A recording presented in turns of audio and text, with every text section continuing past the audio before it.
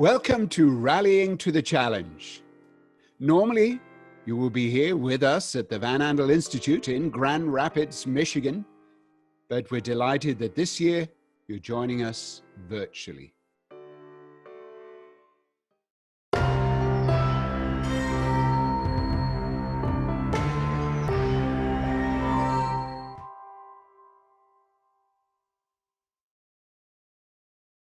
Good morning and welcome to the second day of Rallying to the Challenge. Today's sessions are packed with the science of PD, but also provide a Q&A with scientists, clinicians, and the PD Avengers. And again, like yesterday, please do continue to post questions in the Q&A. To start with, I'm delighted to introduce our first discussion led by Parkinson's Avenger, Mark Van Grieken. Now over to you, Mark. Thank you very much, Sean, and good afternoon and good morning, everyone. I'm extremely honored to be able to introduce you this session. And this session comprises a conversation I had a few weeks ago with Dario Alessi, Miratul Muke, and Dr. Esther Samler. These three are at the leading edge in Dundee of taking research into Parkinson's disease at a genetic and molecular level. It is a bit of a challenge listening to it, but it's definitely very much worthwhile listening to that challenge. So I hand now over to Eros, who will start this off.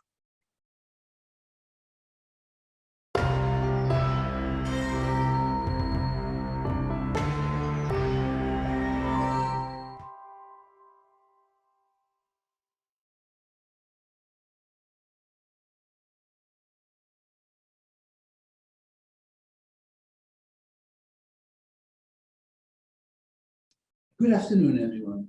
My name is Mark Van Grieken, and I was diagnosed with Parkinson's some 16 years ago.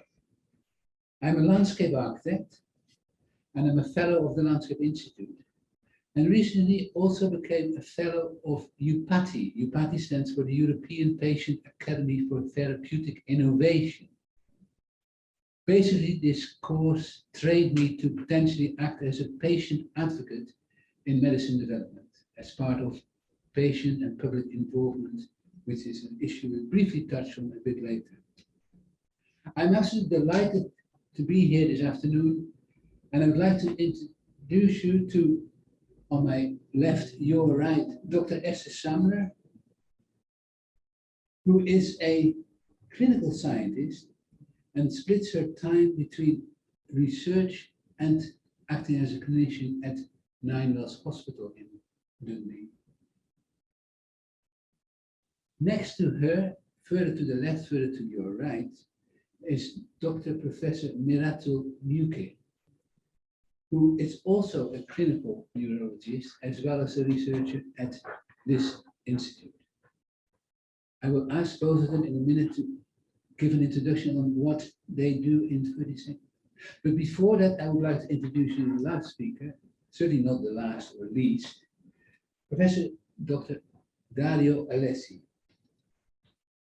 He has been instrumental in the science associated with genetics and how this may be a cause of people developing Parkinson's.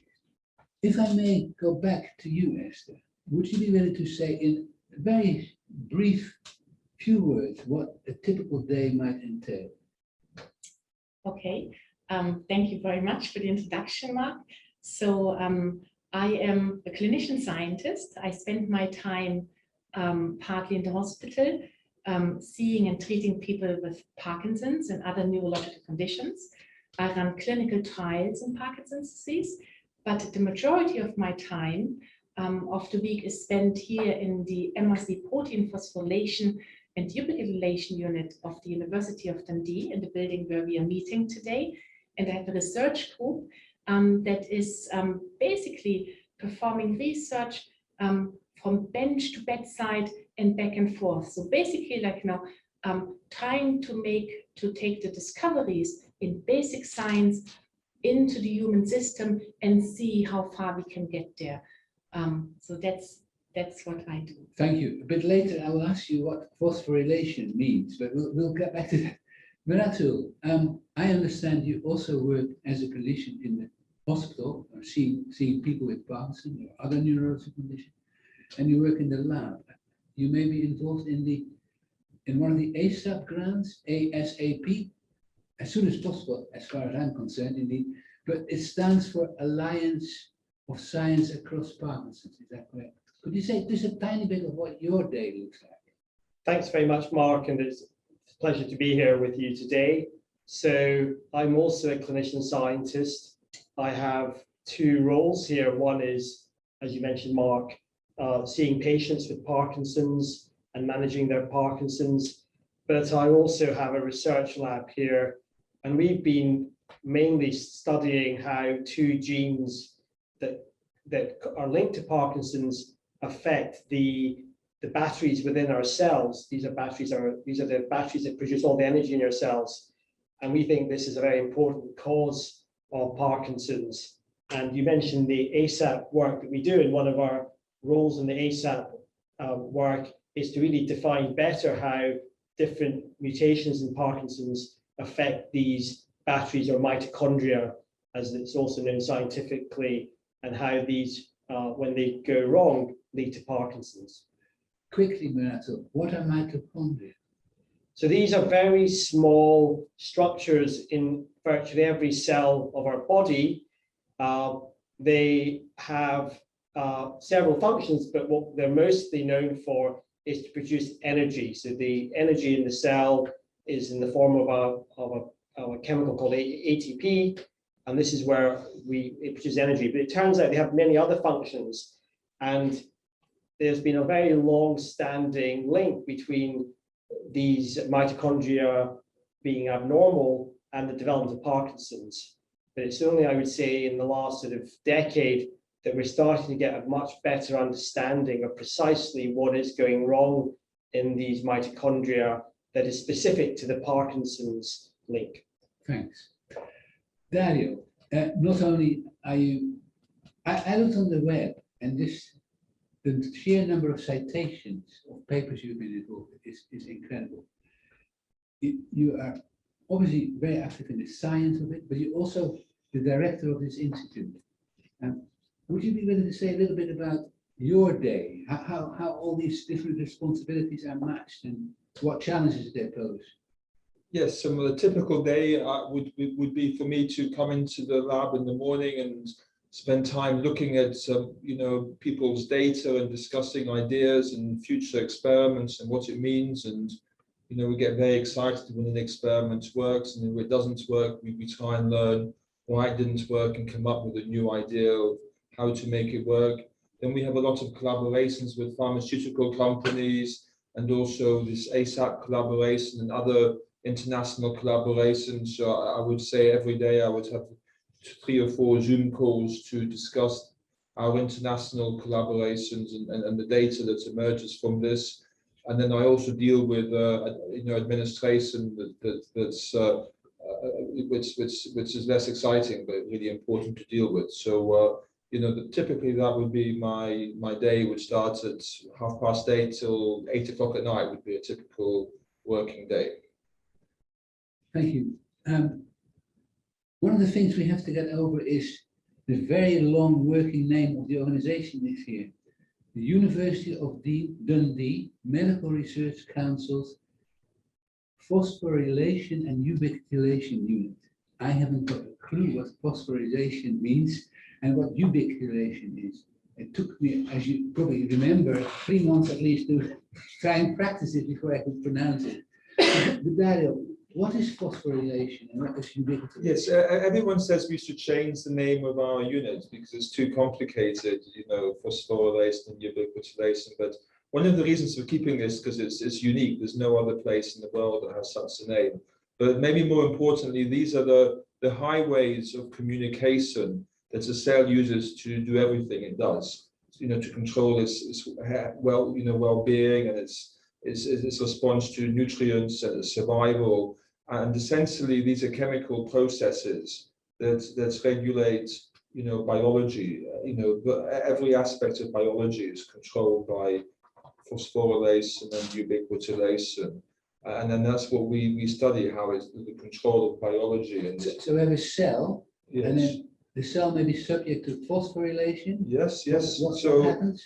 And then the molecular level is extremely simple. You have an enzyme, and your enzyme has to be, sometimes it needs to be low activity, sometimes it needs to be a high activity. Right. And and then phosphorylations, the easiest method that the biology has to switch something from a low activity to a high activity. So what happens is a phosphate group, a chemical phosphate, gets attached to the enzyme at a region of the enzyme, and this causes the shape of the enzyme to change. So it can become more active, it can become less active, it can make the enzyme move to a different part of the cell, like the mitochondria, and it's a very global, important process. And in this process, most diseases are caused by disruptions in this process. So this is why we're really interested to study it. And Parkinson's disease is caused by disruptions both in phosphorylation, like LRRK2 disrupts the phosphorylation part of it. Nemirital's work with PINK1 and is also an example of phosphorylation, but then Parkin is ubiquitination. May I stop you for a minute? Yes. LRRK2, pink. Yes. So what are they? So these are really important enzymes that are in all cells of the body, but especially in the cells that's in the brain and immune cells. And these are the enzymes that are often mutated in people with inherited mutations in part that cause Parkinson's disease. Thank you. I now understand a lot more about what phosphorylation is, but what is ubiquitination? I'll let Meritul discuss this. Yes. What is it? So in a similar way to phosphorylation, ubiquitination is also a chemical alteration in mainly proteins or the machines within the cell that can affect their function. Unlike phosphorylation, which is quite a small chemical modification, just a few sort of elements, the ubiquitin itself is a larger moiety, a larger sort of, it's actually a protein within itself. But in some ways, and the way that the ubiquitin is added to proteins is a little bit more elaborate, involving 3 enzymes as opposed to 1 enzyme to attach this to the machines of proteins. But the effect is very similar. If a protein receives a ubiquitin addition, it can, if it's an enzyme, its activity will change, going from maybe high to low or the opposite, or it can change the location of that protein or machine in the cell. And the regulation of this is very important in human health, because similar to phosphorylation, there are many human diseases in which there are mutations in the enzymes that participate in this ubiquitination. And so disruption of ubiquitination is linked to many diseases, including Parkinson's. And there are a number of proteins. So for example, my own group has studied Parkin, which is an enzyme that's important in ubiquitination. There's also another protein linked to Parkinson's, FBXO7, which Dario has also studied, that is also involved in ubiquitination. So it's another very important system in the cell for communication and function. Very sophisticated, all this. Esther, how does it impact, how does this relate to your work? So I think, like, Dario could maybe talk a little bit more about his, his efforts to really understand what LRRK2 does on a molecular level, because he spent years before, making huge discoveries and moving the field, Parkinson's research forward. And then I come in because I've basically taken the basic science discoveries to then say, okay, but this is in a mouse, this is in a cell dish, but is this of any relevance? Can we really make that relevant to the human being as a subject? So I spent in the last few years really trying to develop methodologies and assays to test for whether pathways, the LRRK2 pathway is switched on and off in patient samples.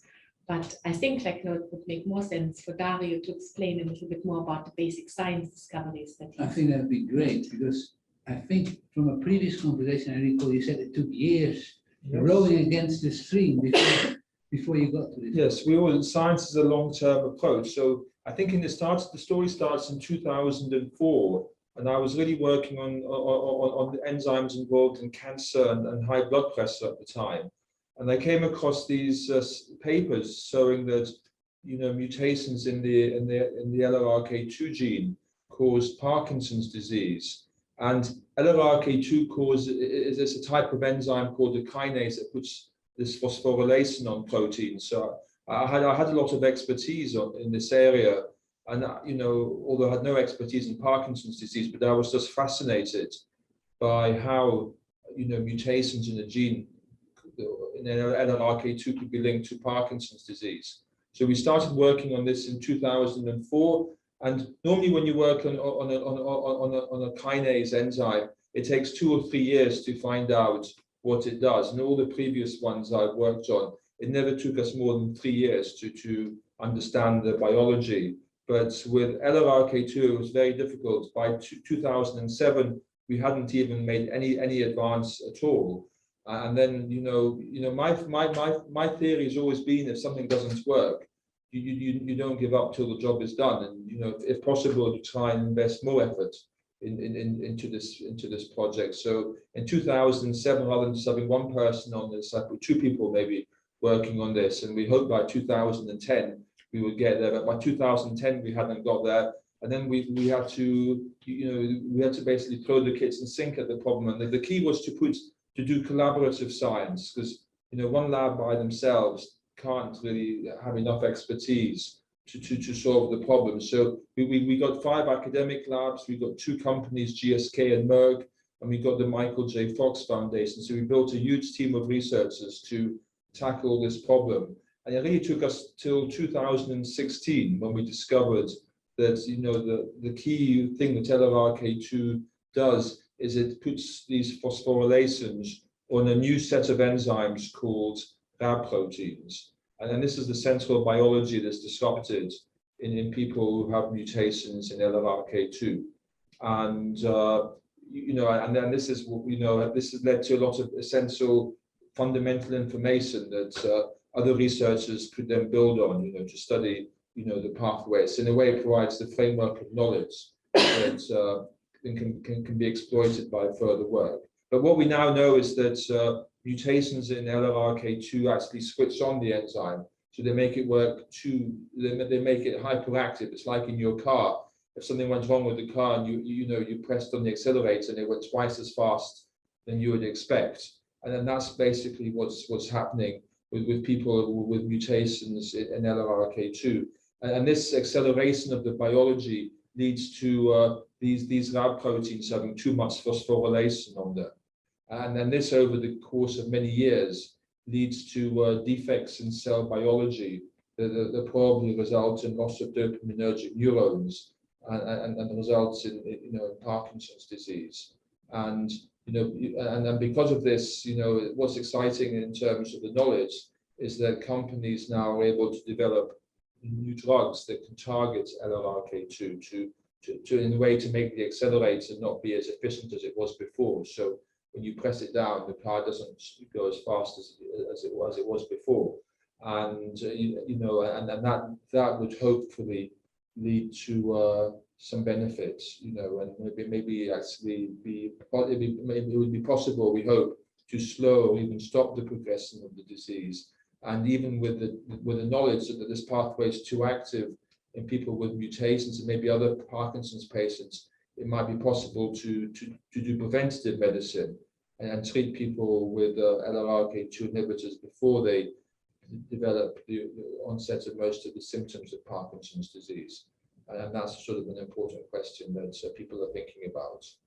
That sounds very promising, if I understand that correctly. So if some people would have a genetic mutation that may cause the direct causal link for Parkinson's, you're now looking at other options to stop that operation of that faulty gene. Yes, in the future, in LRRK2, this is future where that's our sort of working hypothesis is that we're sure that in these people the pathway the disease is caused by the hyperactivation of this LRRK2 pathway.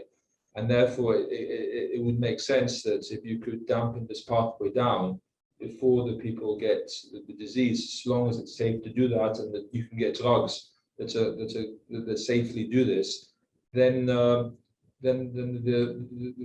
it's possible that this could stop the onset of the disease, you know, and that would be That'd be fantastic. that would be fantastic. I mean, there are issues with you know, regulatory issues about giving healthy people a drug. You know, normally you get a drug once you're sick, and here there would be sort of rethinking the rule book and giving healthy people a drug, you know, to stop them becoming sick.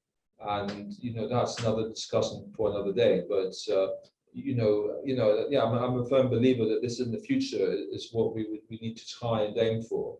But obviously now the key focus is to see whether the therapies would slow the progression of a patient's disease, and that would be a first step, which would be a sort of a landmark. I think if we could achieve that. You referred a few times to a team of scientists or a collaboration. Is it generally the case that scientists really share all their findings across the globe and work collectively? I've been, working with Dario for a long time, first as a PhD student and towards independence. And I think there are huge differences when you talk to other researchers, but I think one of the fascinating, really benefits of working here in our team, in our unit, is really that there's the firm belief that we will really only move forward by collaborating with others, by sharing and talking openly about our science. And so I think I can't say that this is true for every other research group or every other institution, but I think that's really something that's a hallmark of the success of I think it's becoming more. I think that science and I think scientists in general now, not everybody, are getting more collaborative and more open. I think there's still a long pathway to go. A lot of people, scientists, tend to keep their stories, secret till they're nearly published. But we want to try and reverse this and make all the information available at a very early stage, well before the publication. So to talk about the results, to make all our reagents that are funded by charity funding and taxpayers' money available as soon as we make them, and discuss our very early findings. And you get a lot of feedback as well if you discuss some early results that's a slightly preliminary even. But by talking about them, people can give you very good ideas, feedback. They can suggest important experiments. Collaborators can come and work with you because you present that data. So your progress is dramatically accelerated by being open and having this open sharing culture and working in a collaborative way. Parkinson's disease is so complicated. The only way we're going to solve it is by having all the researchers working together almost in a network.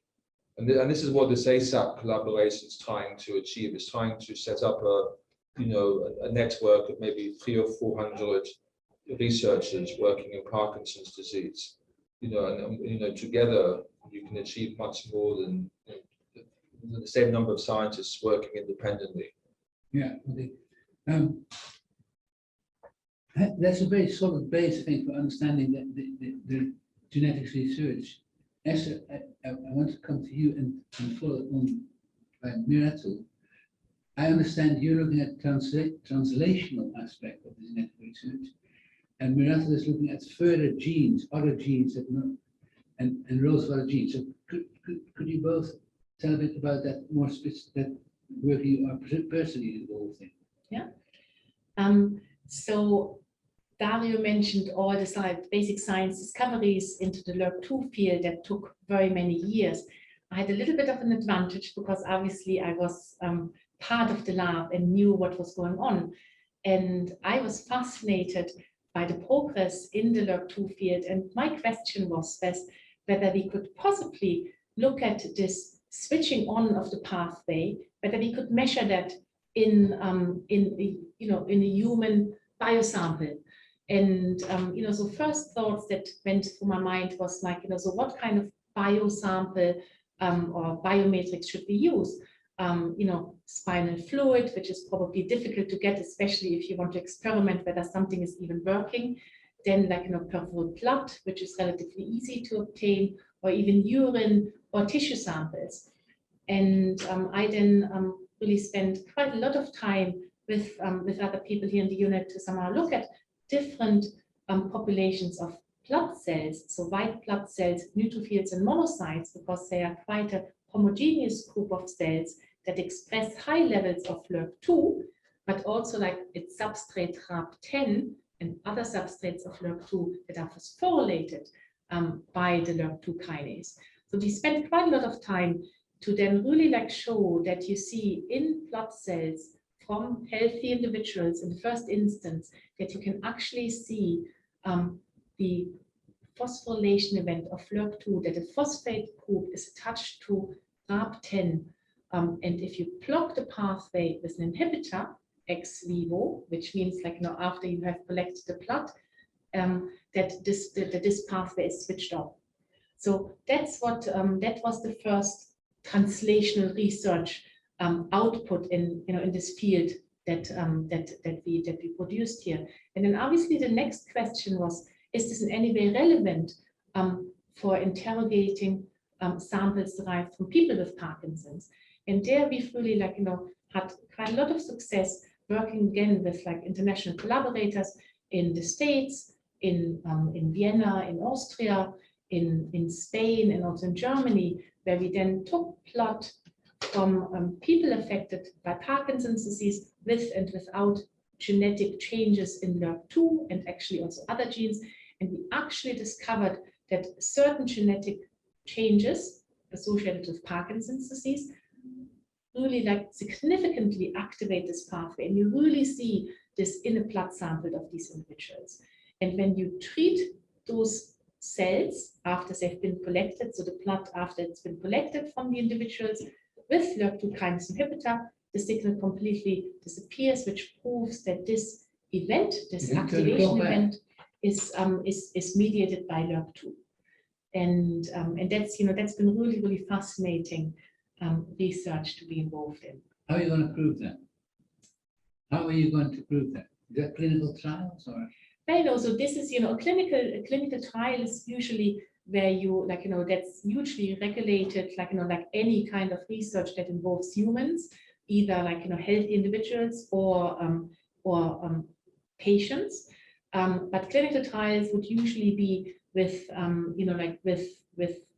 with a medicinal product where you look at how efficient something is. So obviously in my research, I do not administer LRRK2 kinase inhibitors. I'm just working with this as a tool yet, but that would be in the hands of pharmaceutical companies who are the sponsor for research into, for example, LRRK2 kinase inhibitors. And these clinical trials in early stages in humans are underway at the moment. So that's hugely exciting for us to follow this and hopefully also to be involved in. That's fantastic. So we've heard about Dario's base foundation laying research, if you may call it that, as you build on in particular. Miratul, how does your research relate to this and build on it? So our research has also been more foundational at the moment rather than translational. Parkinson's disease is likely to be due to several causes, including several different genetic causes. I know our laboratory has been particularly interested in two genes, one called PINK1, one called Parkin. Just a little brief background is that we've known since the early 1980s from studying people that have passed away from Parkinson's that there is an accumulation or excess of damage to the mitochondria in patients with Parkinson's, but we didn't understand what that was due to. And in some ways, studying these two proteins, so PINK1, like LRRK2, is a protein kinase, and Parkin is this other enzyme in the ubiquitin pathway. It's called the ubiquitin ligase. Trying to understand, in my lab has been trying to understand how do mutations in these two enzymes lead to Parkinson's. Whilst that's been our central question, our work together with other labs in the world have actually found a function for them that explains how mitochondrial damage is controlled in the cell. And particularly this is important in brain cells, because brain cells don't renew. You know, you're stuck with your brain cell for most of your life. They only die off. They only die off. And so, and cells are actually exposed to lots of different types of damage in their lifetime. Cells are exposed to damage to their DNA, but they've developed many protective or repair pathways to mitigate against that. And similarly, mitochondria are being constantly exposed to damage. And it turns out these two proteins, Parkin and PINK1, work together to first of all sense when there's mitochondrial damage.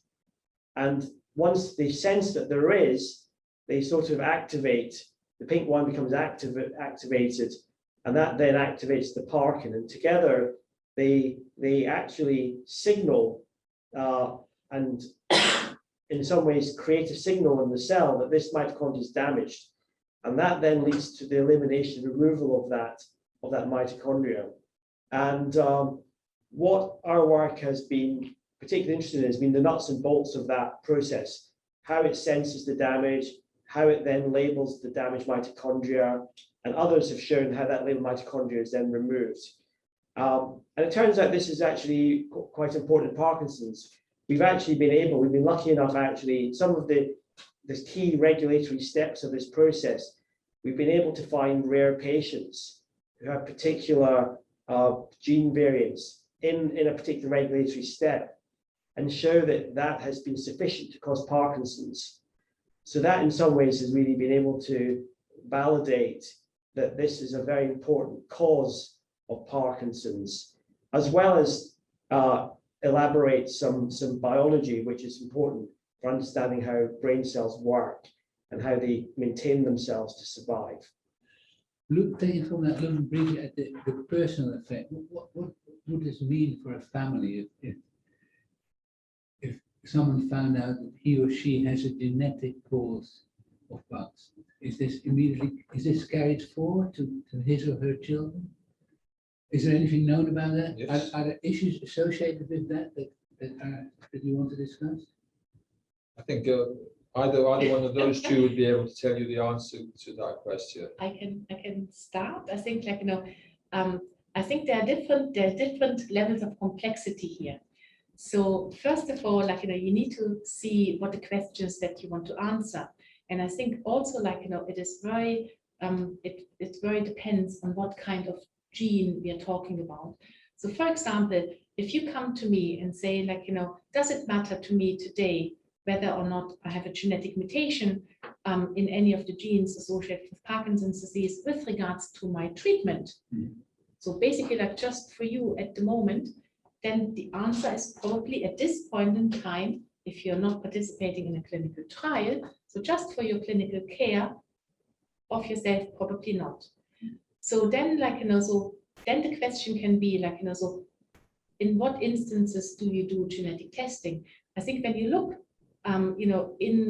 worldwide, so genetic testing is not necessarily always part of the clinical care of Parkinson patients. I think in the future, I do believe that will become an important part for us, but at the moment it is not in most in most instances. So if obviously one important question can be, why does someone have Parkinson's? So usually Parkinson's is considered a condition that affects people who are older. So if you have somebody who looks like he or she has Parkinson's, but is maybe 20 years old or 25 years old, then genetic testing can be really, really helpful, because it can explain and give a clear-cut diagnosis. Or if you have someone who looks like Parkinson's but has additional features, again, genetic testing can help with formalizing or really giving a diagnosis and a label to someone. Then obviously, so that's on the basis of an individual. But obviously, when you then look at a family, that's a completely different question again. We have different modes of inheritance.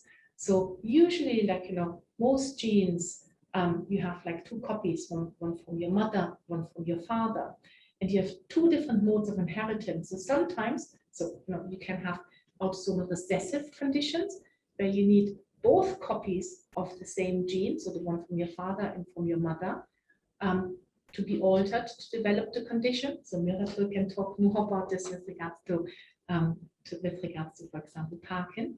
Or when you take the example of LRRK2, you really only need 1 altered copy of the gene to predispose you for Parkinson's. An important other aspect is that often the penetrance, so the likelihood of a genetic predisposition to develop Parkinson's disease to then actually cause Parkinson's disease in an individual is incomplete and age dependent. This means that for other family members, if there is a known mutation of, for example, LRRK2 in that family, so other family members who then may get tested and also find to have the gene mutation but not have Parkinson's. So first of all, say it is not, it's difficult to predict at this point in time whether throughout their lifetime, living to their 60s, 70s, 80s, whether they will actually develop Parkinson's disease, and if they develop Parkinson's disease, at what time.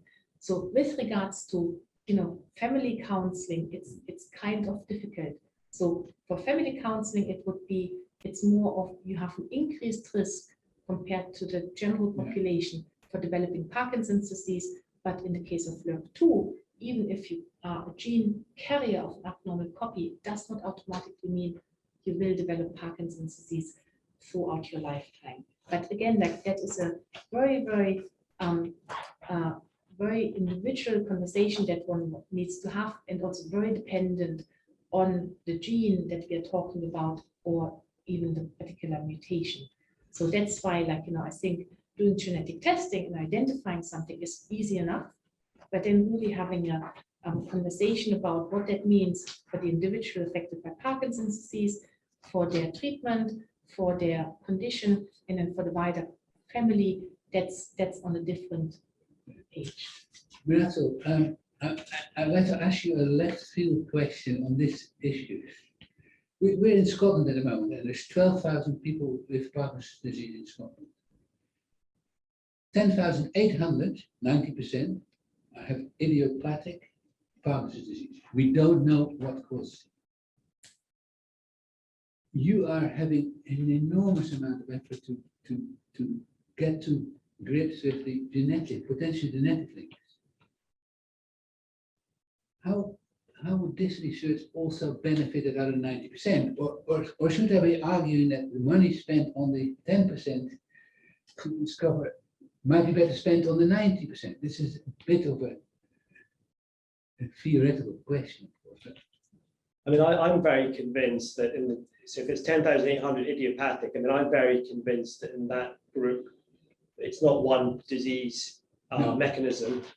And whilst they may not have any genetic evidence for a disturbance in a particular pathway, I think it's highly likely that they'll have a imbalance in that pathway for maybe a non-genetic reason. Nevertheless, its effect is the same as having a genetic perturbation. Certainly, if you look at the patients that I look after with idiopathic, I'm always struck by the variability. Some people, I'm very much more vague about what the future lies, because my experience tells me sometimes it's hard to know if somebody's going to have a very slow course, very, very slow. Sometimes not needing treatments for the first few years, and some that are getting treatments and escalation pretty quickly, and then some that have the more average pattern. So it clearly in the idiopathic group, very, very, why is that? We haven't, obviously, we don't have the tools in the clinic yet to really go beyond the genetics to classify and type them. Because am I right to say that there are also environmental factors that may influence the development or not of Parkinson's? Certainly, I think they could link to the variance, if you call it, rather than a mutation in genetics. Absolutely. So I think the environmental, where that fits in, is that might be the trigger for them, the alteration of a genetic pathway. I mean, these environmental insults might be in some ways, disrupting, activating.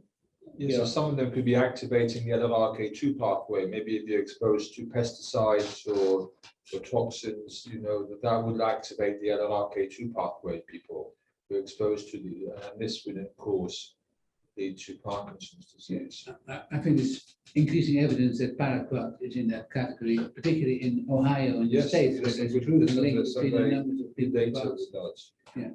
And I think that's where for Esther's work is very important, because her studies are actually looking at these pathways at the level of the protein. And so this is where you may in the future be able to take those 10,800 patients and be able to classify which pathway is disturbed, and therefore the genetic research that's being done here on the nuts and bolts of it will be able to benefit the 10,800, because we'll then be able to identify that which of them also share the defect or the disruption in that pathway. But regarding your funding question, I think that's a very interesting question there. And for example, the clinical trial now that's most advanced, the LRRK2 inhibitors, that's being done by Denali and Biogen. They're actually doing two separate clinical trials. My understanding is one with people with LRRK2 mutations, but they're also doing a parallel trial with people with idiopathic disease to see whether they would work in that group as well. So it could be that the knowledge from the LRRK2 field may treat well the people with the mutations, but if it's also found to treat some of the people with idiopathic disease, that's an example of where the benefit, moves forward to the others. And it's very hard to work on the disease if you don't know the cause of the disease. It's like if you have your car that doesn't work. If you you don't understand your car, you don't know how it works, you can't fix it. So the advantage of a the genetics is it tells you what the cause of the problem is. Yeah. And then that enables you then to study that cause, the biology, come up with ideas to better diagnose and treat and prevent. And so that's why I think it's really valuable to support the work that's we really know what the cause is. If you want to work on what paraquat's doing, paraquat's probably targeting hundreds of proteins in a cell, and and just to feasibility to work on all those hundreds of effects is virtually impossible to do that well in good science. So I think the money is well spent focusing it on the known causes and trying to exploit that information as much as possible. Thanks. There's at least one more. Hester, did you want to come in? Yeah, and I think when you look at the really exciting developments with clinical trials now moving into the direction of aiming at disease modification, so not symptomatic treatment to alleviate symptoms, but really looking at the root cause of the condition. Most of these clinical trials are either underway in early clinical trials, phase 1 and phase 2. Most of them really target genetic pathways that have evolved, from genetic Parkinson's, where we know that a single genetic change can cause the disease. So, and the hope is that really that will have an overspell and really benefit others. And also what Miratul really pointed out, that if I see someone with Parkinson's in my clinic, that person is really different from the next person. So, and to get a little bit more to grasp of to stratify people on a clinical basis, genetic basis, mechanistic basis, imaging, and so on. I think that is really that will then help us to once these treatments become available, to match the individual person with Parkinson's to the best available intervention or treatment. I'm just going to add, not to wish to diminish enthusiasm in the clinical trials, but I think the biology research that we do is extremely challenging. Yeah. But I also think that the clinical trials in Parkinson's compared to other disease areas is also equally as challenging, particularly as we don't have yet the kind of tools that would be very useful to kind of classify patients. So That's why in some ways sticking primarily to the genetically well understood groups of patients remains, I think, still the kind of the best hope. I think whilst whilst it'd be fantastic to know that a group of idiopathics could benefit from a gene targeted therapy, I think the bar to see effects in a disease which, as we know, is not as rapidly progressive, does vary significantly, because of the lack of the sort of tools to monitor the disease. You need to do lots of different types of assessments. You have to have very large numbers in that group, which is very expensive as well. I still think that focusing on the genetically well worked out groups is key. And that's sort of, in some ways, in the Alzheimer's trials, in some ways, that's where there has been some glimmers of success. It's come from the sort of well-worked genetically kind of understood groups. Did you read my notes, Beardo? Because you gave me the hook for one of the last topics I want to on, and that's people with Parkinson's involvement in the research. Public and patient engagement.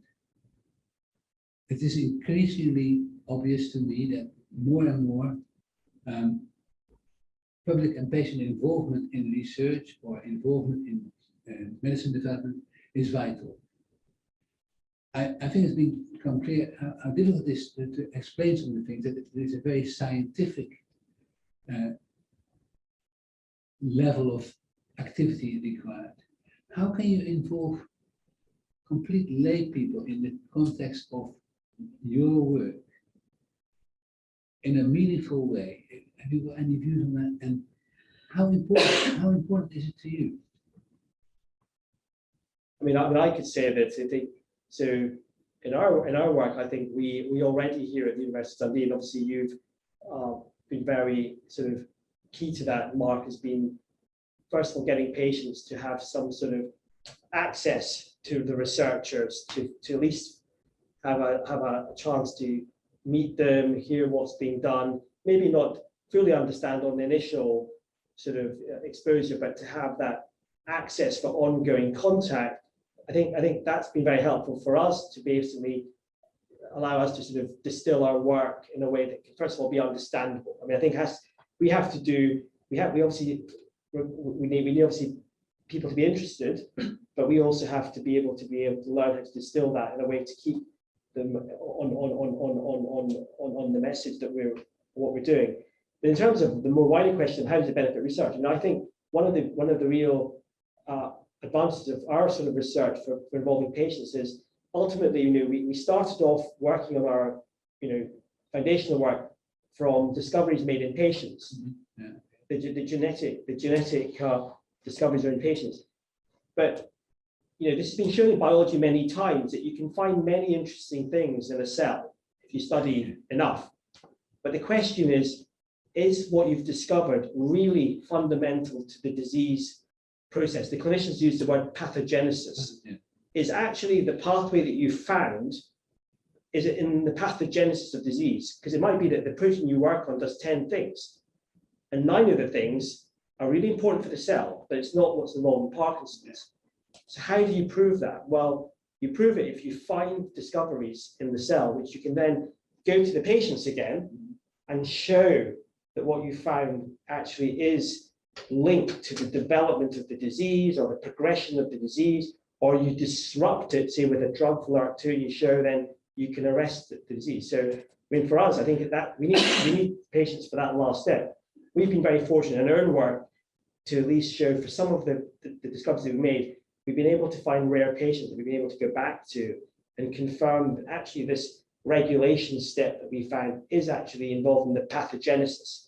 It's not just a property of what we found in the cell. And so I think it's very important. Is that linking data, wrong word, is that linking a patient to a discovery or to identify such a direct cause? Yes, it's having, I guess, the luck to find a patient with a very specific genetic mutation in a particular gene that's involved in the pathway, at a particular maybe amino acid that you think is important for a particular function. So that if you have a chance to find that, and then you also have to be also rigorous enough to exclude other potential confounding effects. So if you can have that then in some ways you have a patient that can help your research. I understand that. If it may go back to you, Dario, you posed the hypothesis essentially in 2006, if I recall probably, when you started the search for LRRK2. Yes. How would you involve, with posing such a question, how would you potentially involve public and patients? I think in 2004 when we started, I was just a biochemist. I still am a biochemist, and what we did probably wrong in that time is that we, had never met a person with Parkinson's disease at the time, and I just worked, in the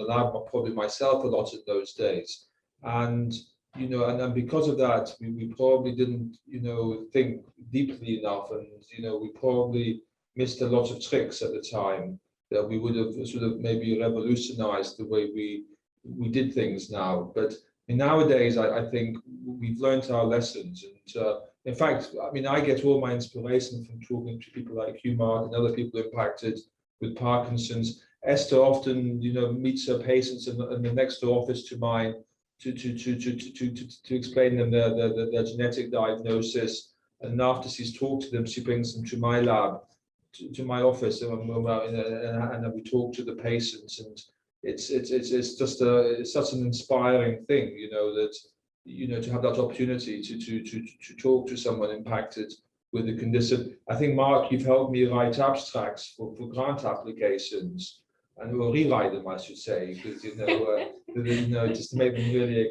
accessible. We have students in my lab now who come from different countries to gain research experience.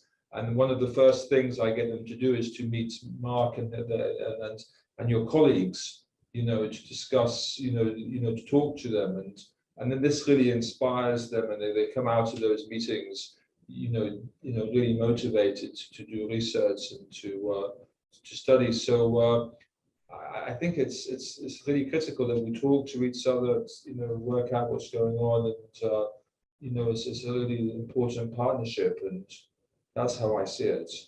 It's certainly extremely important from people with Parkinson's point of view, and I can vouch for the fact that the Dundee Research Interest Group, which has been established by Parkinson's UK, has always been felt extremely welcome here, and that has been very stimulating. Trying to round up a bit, the $1,000 million question, Esther, where are we going to be in 10 years? What is your vision? What's your hope? What's your expectation?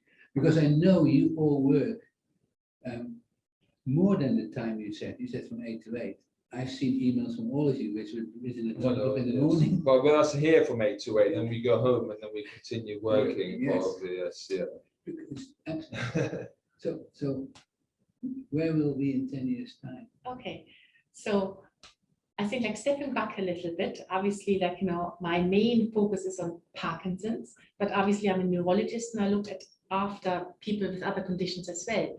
And I think the reason for me to go into neurology and neurological research and neurodegenerative conditions is that I think that in my lifetime as a practicing clinician, I will treat people with Parkinson's, with other conditions, with disease successfully, with disease modifying medications.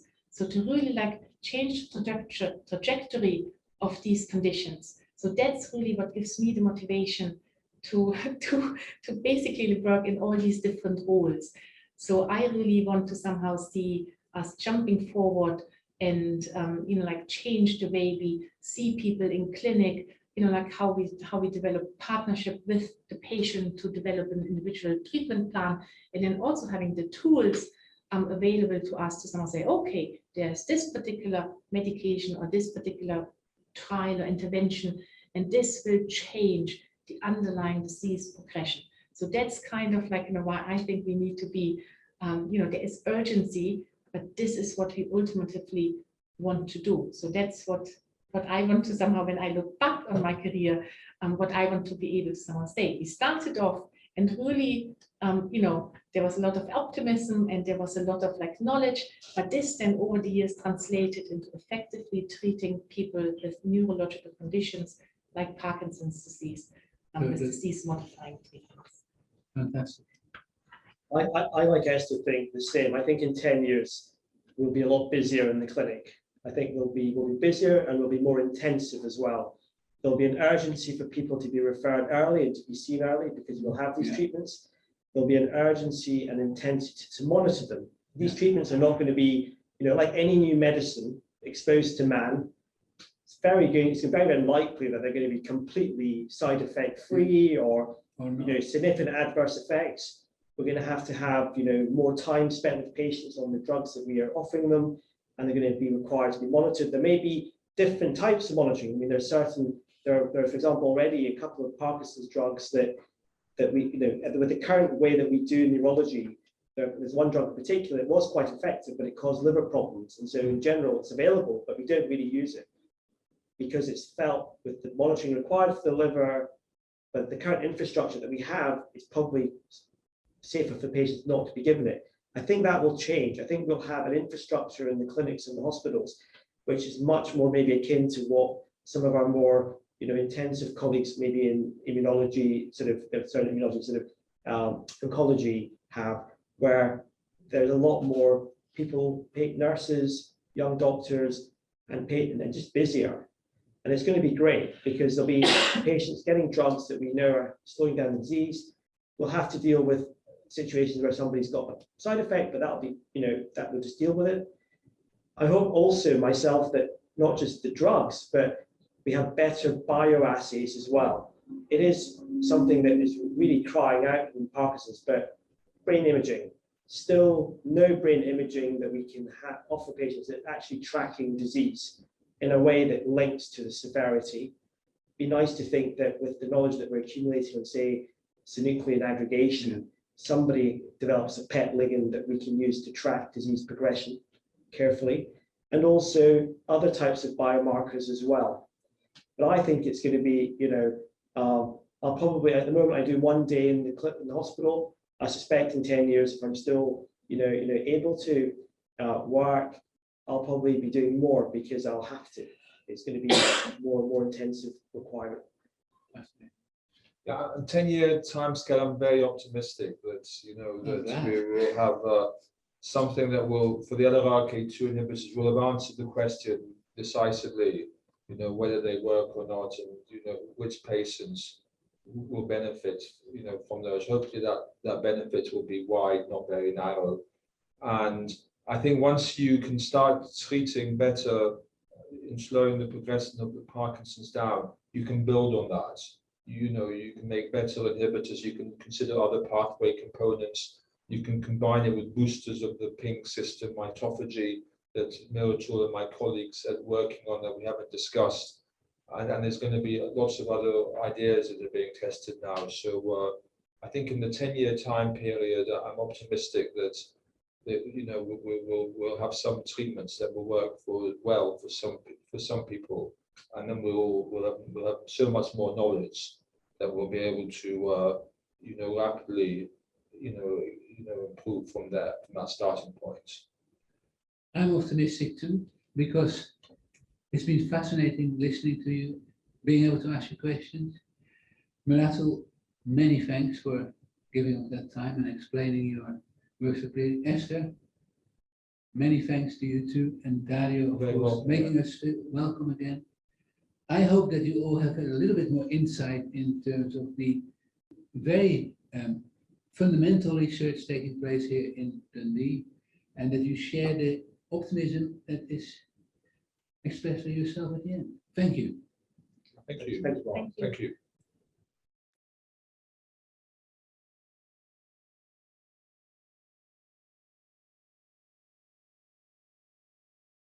Thank you, Mark. That was a phenomenal, absolutely phenomenal interview and discussion that he led a few months ago. Mark, are you there? Would you like to put your camera on if you are? Oh, there you are. Fantastic. For you, what was the most insightful part of that discussion? Oh, you're on mute, by the way, as well.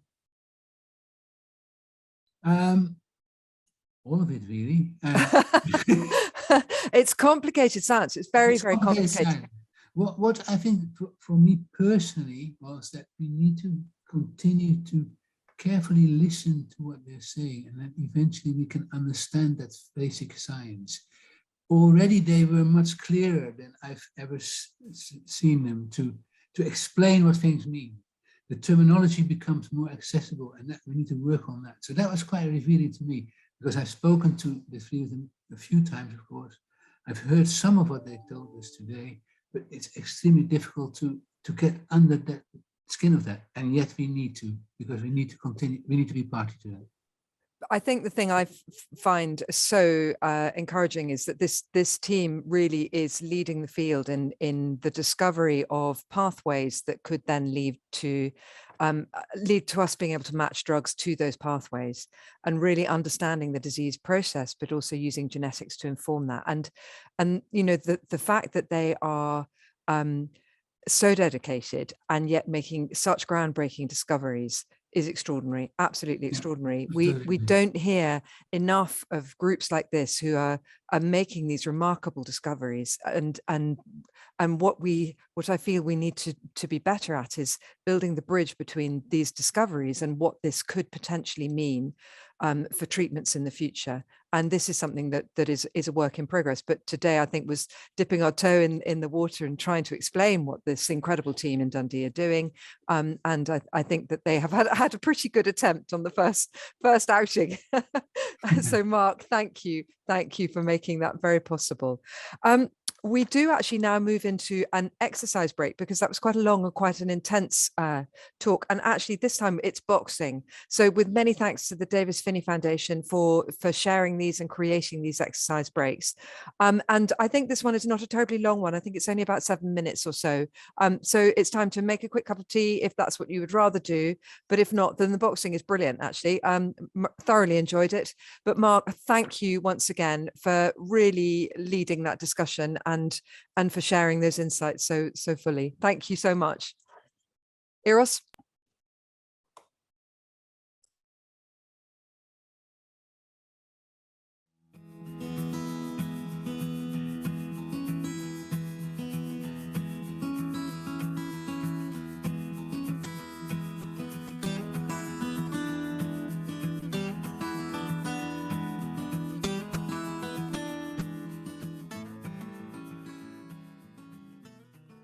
What I'd like to start off with is just a real basic warm up. So if you can come up to standing and stretch your legs a little bit, try to get your feet about hip width apart. If you can't, if you need to rely on a chair, that's not a problem. Try to sit on the edge of your chair here, just nice and tall, okay? So once you've found your position, just join me in clasping your hands together and taking a deep breath in and reaching up, nice and tall, okay? Big inhalation as we reach up, and exhalation, knowing that we have so much purpose today, being together, so much as a group, as a community, we get stronger together. Nice inhalation again. And then the next time that you come up, I want you to bring your feet in a little closer, okay? So whether you're sitting or standing, in a little closer, and you're gonna rock from your hips and your tiptoes and your heels a little bit, starting to gain a little movement through your ankles, like so. Swinging your arms front to back, just bringing that blood flow and good circulation back into the body, okay? Just really feeling good, feeling pumped. That was a great talk, and I just know that together we can fight hard, just powerful. So from here, after you've just gotten the arms swinging and the legs a little bit, I want you to widen that stance once more and put your hands on your waist. I want you to make a big hip circle if you can, just going all the way around like a slow motion hula hoop, best you can. If you can change direction, change direction. And like I was mentioning before, you can do everything seated. So if I'm on the edge of my bench here or chair, I can lean forward, rotate around, wherever your range of motion is, just getting our body back into life, right? And after we've done a couple more of those hip rotations, we'll do some little half circles for our neck. So we're gonna tuck our chin down and we're gonna rotate one ear to one shoulder, and then come back down to our chin and neck and down to over to the other shoulder. So we're just doing half circles from one ear to the other as much as it feels appropriate. Yeah, because we want to be loose and cool as a cucumber when we enter this fight, okay? So speaking of that, if you're ready, you want to join me, All you got to do is have your feet hip width apart, and you're going to take that right foot back just a skosh, okay? So you're splitting your stance, and all that means is you should feel really stable because you're hip width apart, okay? That you can't get knocked down, right? You're resilient. Our elbows are tucked in, tight fists, okay? But the rest of us is loose and relaxed, flexible to take on anything. Now, my favorite thing to teach everybody is the boxer's bounce, and everybody can do this, seated or standing. You're just shifting your weight front to back from the split position, okay? Front to back, nice and relaxed, okay? From here, I want you to try some small stepping. And if you're seated, just march in place. So we're gonna take the front foot, our left foot, take a small step, and the back foot, a small drag. So just enough that we're keeping our balance, right? We're not going so big that we're losing that. We're staying in control. We're in control of the fight. Coming forward a couple more times, step and drag. That's right. And if you can, trying to step and drag backwards, back foot steps and front foot, back foot, front foot. Okay. So all you need is about 3 feet of space around you, probably the circumference of the chair that you're sitting in, right? To move forward and back. If that's not comfortable, small steps in place. Same thing if you're sitting down, okay? So we're really feeling stable. We're feeling strong. That opponent, Parkinson's, is right in front of us. So we're gonna teach them what a good stiff jab is like. That's our lead hand. So I want you to snap that jab out there the best you can. See how I'm turning my hips and I'm shifting my weight back for that jab? I want you to snap it out there. You're imagining you're flicking water off your knuckles. You're getting that full extension. Pop. We like to talk about getting loud and breathing, right? So we're going to really breathe with that one. Are you ready, guys? One. Huh. One again. Huh. One. Huh. One. Huh. One. Pop.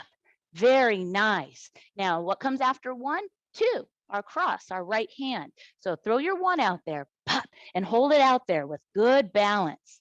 That right hand's coming right after. We need to turn our right hip and snap it, two, and pull it back.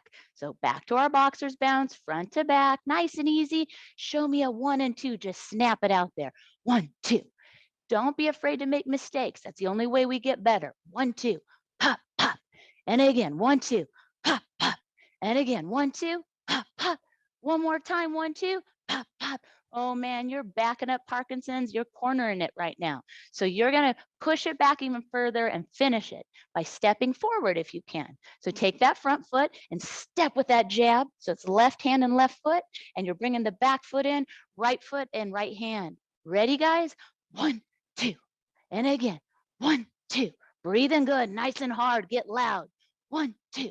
And again, 1, 2. If you're up for the challenge, I know how resilient you guys are. We're going to back up with a 2, 1. So it's right, left, best you can. Right, left. And again, right, left. And if you're not comfortable stepping, just right, left in place. Okay. So we're going to finish this strong, gang. 2, 1, also known as right, left. 2, 1, 2, 1, and 2, 1. Okay. Now we're going to get our heart rate up. We're going to finish this fight nice and fast. 1 and 2, nonstop, for 10 seconds. Are you ready, guys? Go. 1, 2, 1, 2, 1, 2, 1, 2, 1, 2, 1, 2, 1, 2, 1, 2, 1, 2, 1, 2, 1, 2, and time. Shake it out. Good. You should feel the blood pumping. You should feel strong and stay capable and ready to take on the world with me. The last piece I need you to do is work on that right hand, a killer right hand. Nice and hard. We're going to use power and just knock Parkinson's down off its feet. You with me? All right. So our hands are up. Good boxer's bounce. We're going to take that right hip, that right hand, and just pound that 2. Ready, guys? 2, ha, 2, ha, 2, ha, 2, ha, 2, ha, 2, ha. Excellent.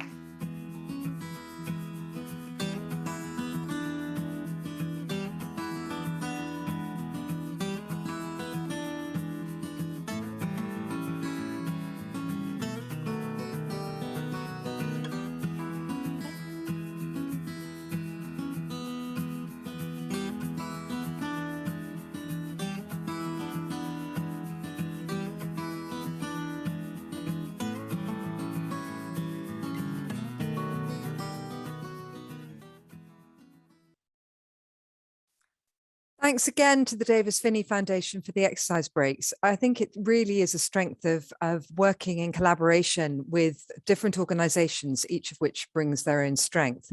So with Davis Phinney, the wealth of knowledge and information that they have on living well with Parkinson's is absolutely critical. Whereas us here at Cure Parkinson's, we do, as it says on the tin, we really focus on cure. The next talk that I'm delighted to introduce you to, and Gaynor, I wonder if you'd just turn on your camera for me. Those of you who've been to rallying in person will know that Gaynor is a well-known face at the rallying meetings and has been an active contributor for a number of years. We asked Gaynor to give us, we spent an afternoon with her here in the office, and she was elaborating on a project that she is working on for World Parkinson Congress. And Gaynor, I'll come back to you after this short film, if that's all right, and pick up the discussion then. But I think, Eros, over to you to show the film, and then Gaynor, be lovely to have a chat. All right, see you in a bit.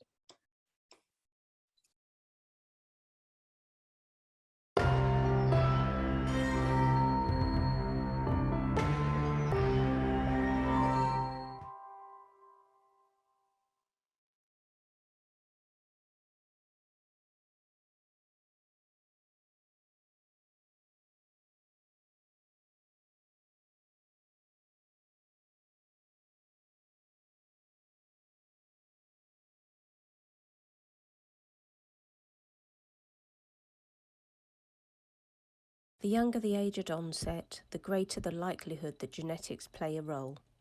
Today, about 10% of people living with Parkinson's are thought to have an underlying genetic cause as the principal explanation for their disease. While this is a small proportion, these genetic causes help scientists understand how Parkinson's develops and provide possible targets for new treatments. Young onset Parkinson's disease, or YOPD, is a rare syndrome. It's recognised by OrphanNet.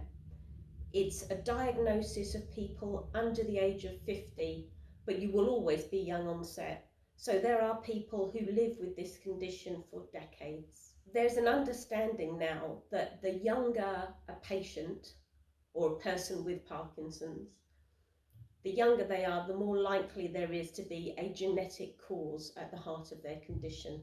So presenting symptoms for YOPD can vary, but there are an awful lot of common stories that you hear anecdotally.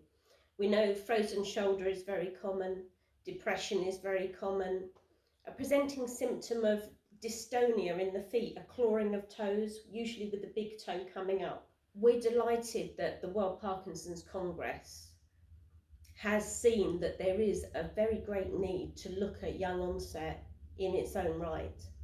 And for Eli and the WPC to give us this opportunity to put together a working group to look specifically at young onset and how prevalent it is globally, what the differences are across all nations. It's absolutely a step in the right direction. It's going to bring us some answers, I think. Genetic testing is going to be a major part of that. Hopefully working with the likes of GP2 and the other organisations out there who are looking at whole genome sequencing, not just testing, but whole genome sequencing for young onset. That'll bring answers, and that will absolutely be integral to the WPC project. Actually, it's in fact due to the WPC that this project even had legs in the first place, because I was at the last WPC in Kyoto as a guest of Cure Parkinson's, and at the, effectively, I guess it's like the wrap party, the drinks and nibbles at the end, I met Matt Farah, and the conversation was, Matt, what are you doing? What do you do? I'm a geneticist. I'm working on a project for young onset Parkinson's. Well, that's quite useful, Matt. I run, as far as I know at this point, the only dedicated charity for young onset Parkinson's. Not long after Kyoto, Matt came over to the UK and we met up again. This is one of several conversations that we had in the car. So the project is basically to try and identify additional gene targets for early onset, for young onset Parkinson's disease. And to do more than that, to correlate those genetic findings with clinical findings and perhaps pathologic findings as well in the patients that have them. So essentially what's involved is spitting in a tube, a bit of mouthwash, doesn't take a lot. We'll be filming that later. Yes. Let's look forward to everyone. And from swilling around some mouthwash, we can get enough cells from your cheeks and your tongue to make several micrograms of DNA, and with that we can sequence your entire human genome. And the plan is to do that with the help of thousands of patients with young onset Parkinson's disease, and to put that information out there on the web in a secure way and private way, anonymized way, and share it with investigators worldwide, and share it also with, of course, the persons who donated those spit samples in the first place, so that they can also put in information about how they're feeling, how they're doing, how the disease is progressing, what treatments are working and what isn't, and build up a picture basically of genetic variability and clinical variability, and see how the two correlate. So that's the project. Is anyone doing this already? Is this new cutting edge stuff, or what's so special about this? So it's special for a couple of different reasons. First of all, it's focused on young onset Parkinson's disease, and there are some similar genetic projects. For example, 23andMe and the Fox Foundation are doing genotyping. It's not sequencing, so the difference there is that we're looking at 6 billion nucleotides, and 23andMe are looking at 2.5 million. So there's orders of magnitude of sequence breadth, if you like. And they're also focused on mostly late onset Parkinson's disease. They're not focused on early onset specifically. So there's a two big difference. And the third difference, I suppose, is that the subjects themselves, the persons themselves who are taking part, I shouldn't say subjects because you don't like that term, although, okay. No, well, it's not me. I've had feedback from people and subjects. Don't appreciate it, yeah. No, they want to be people first and foremost. Yeah, so the people who are taking part in this, I'd like them to also have access to their own genetic information, and I'd like to try and make that information intelligible, accessible, so that people can start thinking about the findings and thinking about the consequences of those for their own health. So my mate Matt has brilliantly explained the vision behind this project. Now we need to make that vision a reality. So I'm asking you for an expression of interest, and you can do that by going to the Spotlight website, spotlightyopd.org/WPC.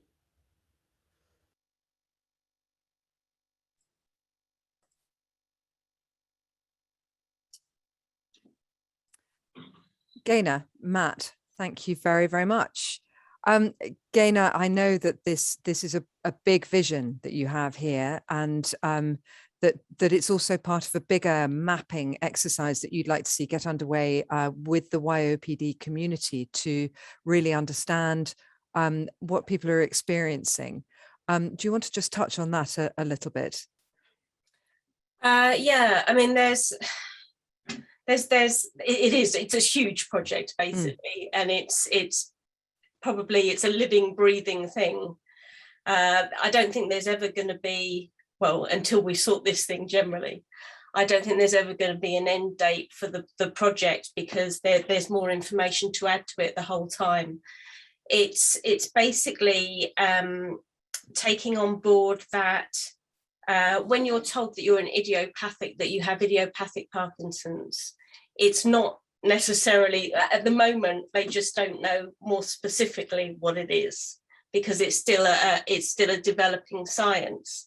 But if we get the information where we can see groupings of symptoms, of all those little bits that you know, people observe, the patients observe, or the people with Parkinson's observe, but we don't necessarily understand the relevance of it.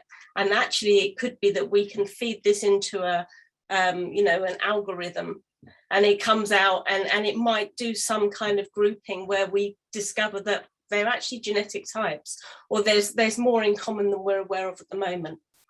Fantastic. I think looking at the film with you doing car karaoke with Matt, So you're lucky we didn't sing. No, I'm quite tuneful, I'm sure. I think what was brilliant is he was already touching on what we were talking about yesterday about getting broad consent so that people with Parkinson's can continue to update information, provide new information about how they're doing, but more importantly, make that really widely available for the research community so that we're not in a situation that Jesse's been in of siloed research studies not being able to access the same sample, basically, but just repeatedly provided. And I think that's such an important point. So if that is the principle that underpins this whole thing, fantastic. Well, absolutely. I think it's the case that we need the research communities, and they are getting there. I think we need them to have the same mindset as the patients. We're not really bothered where the solutions come from, so long as they come.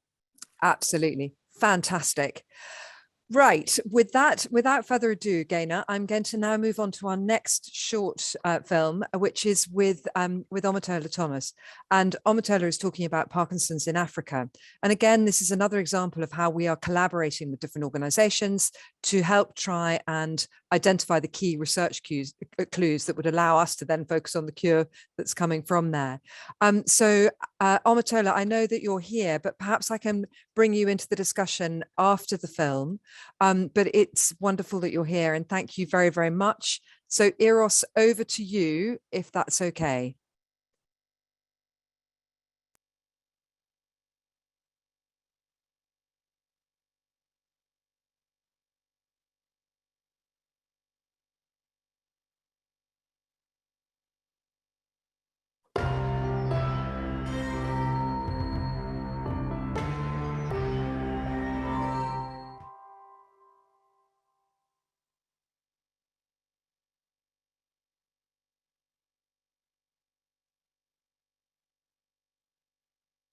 Hello, everyone. My name is Rachel Agu. I'm the admin assistant of Parkinson's Africa. I'm a person with Parkinson's disease, and I live in Nigeria. We're here to discuss clinical trials and research studies in Parkinson's disease. Where does Africa fit in? I want to say a big thank you to Cure Parkinson's Trust and the Van Andel Institute for putting together this great event, and for giving us an opportunity to speak on this great topic. Here with me to discuss this topic today are two great women that are closest to my heart. Dr. Mary Rizk, who is a neurologist, a geneticist, and the head of the International Parkinson's Disease Genomics Consortium, Africa. And Ms. Omotola Thomas, who is the founder of Parkinson's Africa. I would like to start by asking Ms. Omotola a question. Why is discussing where Africa fits in clinical trials and research studies important to you? Thank you very much, Rachel. And thank you so much, May, for joining us. I'm really, really excited to be on here today to talk about this very important issue. I am not an expert in clinical trials and research studies. I'm not a clinician, I'm not a researcher, I'm not a scientist. I don't even know if I can tell you the difference between those three. I'll leave the technical details to May to talk about. But what I am is I am a person living with Parkinson's disease. And more specifically, I am an African living with Parkinson's disease. And we all know that when it comes to clinical trials and research studies, Africa and Africans are largely underrepresented. And this is why this is very important to me. I was reading an article just not too long ago, and the authors of the article took data from clinicaltrials.gov, and they deduced from that data that out of, I think, globally, about 2.74 roughly clinical trials and research studies have been conducted globally. And out of that 2.74 million, only less than 7,000 were conducted in Africa. That is less than 1%.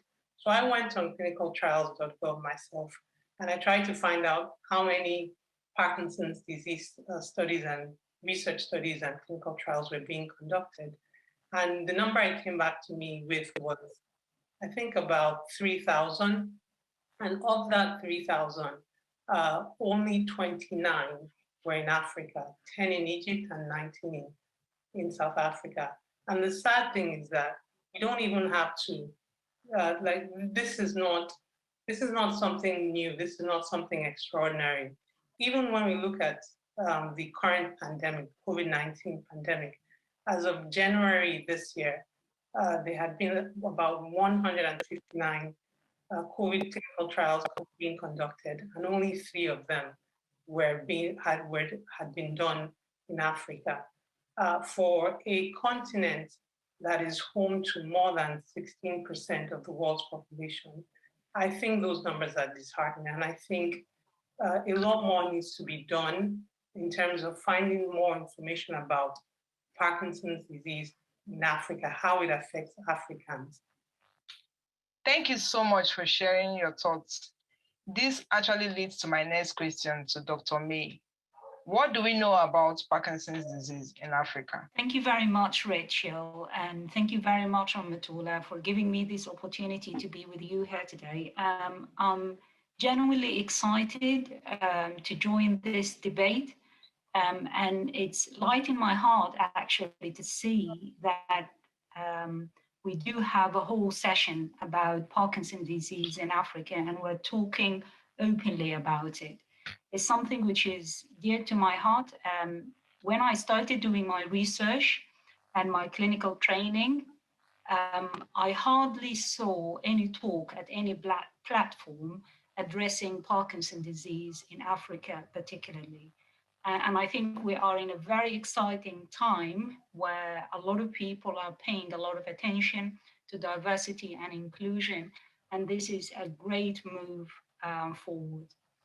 I'm coming back to you, Rachel, on that most important question for our rallying today is, what do we know about Parkinson's disease in Africa?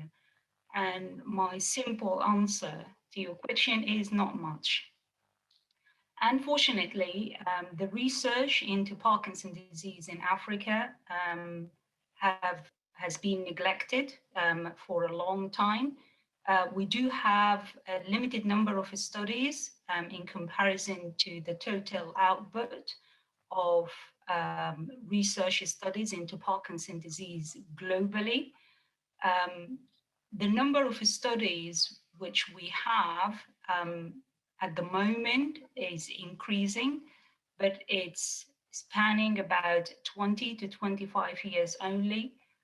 We're lacking a lot of information when it comes into research regarding the clinical phenotype of Parkinson's disease and the way that people present with the condition.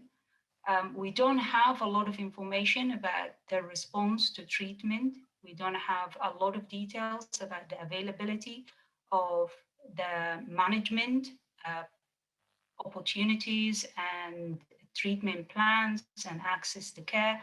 In addition, we lack a lot of information about the pathology of the disease itself when it comes into neuroimaging, when it comes into the genetic variability of the disease among the African population. And as part of my job during my work within the last 2 years, we've invested sometimes actually to summarize the research studies looking at all aspects of Parkinson's disease and clinical phenomenology. And it's sad in my heart actually to see that those number of studies didn't exceed about more than 0.1% of the total Parkinson research output. I hope that's answered your question, and I'm just handing back to you, Anamatola. So thank you, Meg. So one of the things that, I mean, you and I were working together, Parkinson's Africa is working with the IPDGC to spread more awareness and information about Parkinson's disease across Africa. But in conversations with you, I got to understand that in terms of genetic composition, Africa boasts the greatest diversity in terms of genetic composition. Is that correct? Yes, it's absolutely correct. And within the scientific community, we know that the diversity in Africa is vast. And the way that I like to describe it to most of the people in simple terms, when I would like to describe the diversity in Africa, in Africans, when it comes into their genetics, is if you look at two individuals who are neighboring each other in a village in Africa, and they look exactly identical to each other, and you look at their genetic composition, the genetic composition between these two people are hugely varied, even more variable than two people. One of them is from an Asian background and another one from Europe. And these two people from Asia and Europe, they look completely different from each other. The reason for this is because 100,000 years ago, all of us started from Africa, and a limited number of individuals left Africa at that time and populated the whole world. The majority of people who lived initially in Africa, they're still living there, and they are populating the continent. This diversity is huge. It's under investigated. And from the research studies which we had only recently, unfortunately, within the last 2 to 5 years, is we know now that the African genome is significantly larger. It's about 10% larger than the human genome, which we know about at the moment. So that leaves us with a lot of diversity and information which we do not know about, and we need to know about. Thank you for that, May. So with that information, you know, one of the things that I found really confusing, knowing Africa's rich genetic diversities, you would think that for an illness like Parkinson's disease, that in which genetic plays a role, that there would be a lot of research studies being conducted in Africa. I was reading an article the other day, and he was talking about the LRRK2 gene mutation, and it said that the LRRK2 genetic mutation was one of the most common gene mutations in Parkinson's disease. And the first question I asked myself was, most common in what demographic? I don't think that that's the case in Nigeria, where I'm from. I mean, we've talked about the studies that, some genetics studies that the IPDGC is doing in Africa, in Nigeria and other parts of Africa. And I know you've tested some Africans to see if they have this LRRK2 genetic mutation. Can you tell us a little bit about what those findings are? And when we say LRRK2 is one of the most common genetic mutations, does that apply to many Africans? Yeah. And you've asked very, very important questions, and a lot of them actually, you touch on the nerve with those questions. Is I will just start from the beginning. So Parkinson's disease itself is, we know that it's caused by a combination of genetics and environmental risk factors. So we know from the studies into the genetics of Parkinson's disease, there are certain genetic mutation which can increase the people predisposition to having the disease as a specific time in their life. Some of those mutations can predispose people to have the disease early, and some of them later in life, with variable degrees of inheritance. The scientific community has been really very successful of screening for those genetic mutations in Europeans and American populations, and variable degrees of success in Asia and lately in Latin America. Unfortunately, in the investment into research into the genetics within the African populations and the Blacks in general around the world is lacking. So we don't have a lot of information in terms of the genetic predispositions of Parkinson's disease. One of the most important mutations which has been studied significantly across the world is mutation within a gene called the LRRK2, and it's involved an enzyme which could be hyperactive, or the activity of the enzyme increase as a result of these mutations. And we think this will result in the accumulation of certain proteins on the brain and predispose people to developing Parkinson at some point in their life. The LRRK2 has been studied in America, in Europe, and in North Africa, and in the Jewish populations across the world. When we looked at the mutation in this particular gene in sub-Saharan Africa, and other consortiums and other researchers looked at those mutations, we realized that the LRRK2 mutation do not exist in Black Africans.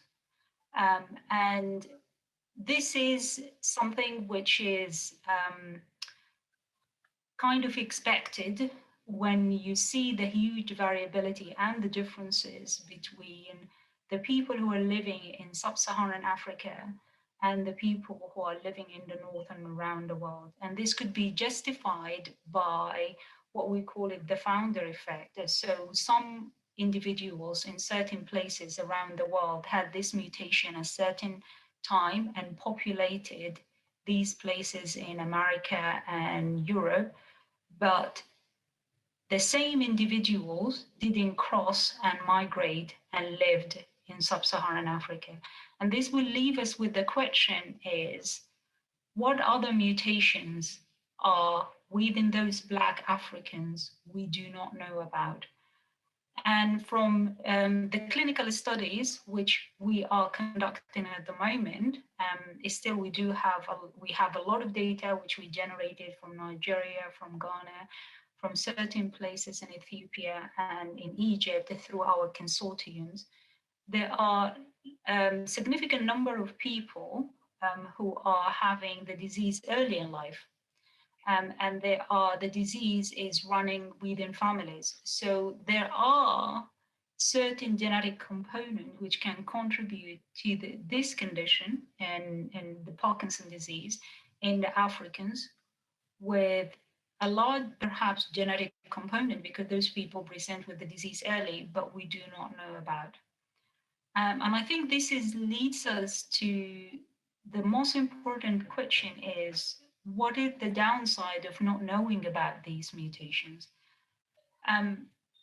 Or understanding the genetic composition or the makeup of Parkinson's disease in Blacks in general is, the answer to this is, and perhaps Omatola, you might want me to ask me the next question is what is the downside of this? No, I wasn't going to ask. Well, I was going to interject there and say that when you talked about not knowing the genetic makeup of Africans with Parkinson's disease, because I have done a genetic test here in the UK because I have young onset. I wanted to find out if I had a genetic mutation, and it came back negative. And at the time I thought, oh, okay, I don't have a genetic mutation.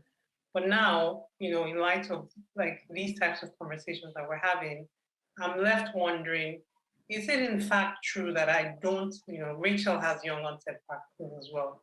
You know, is it in fact true that I don't have a genetic mutation? Or is the actual problem that because we don't understand the molecular background of Africans with Parkinson's disease, so you can't even say for certain, even though I've done the genetic test, you can't say for certain that I don't have a genetic mutation. I don't know if you understand. Yes, you've just asked the right question, because you've been tested for genetic mutations, so that we know that they are causing Parkinson's disease in other populations. So you haven't been tested for every possible mutation which could predispose Black Africans to have Parkinson's disease at a younger age. And because we don't know them. So the test which has been offered at the moment for people who are from a Black African background is to screen them for known mutations, which has been already discovered and validated in European populations.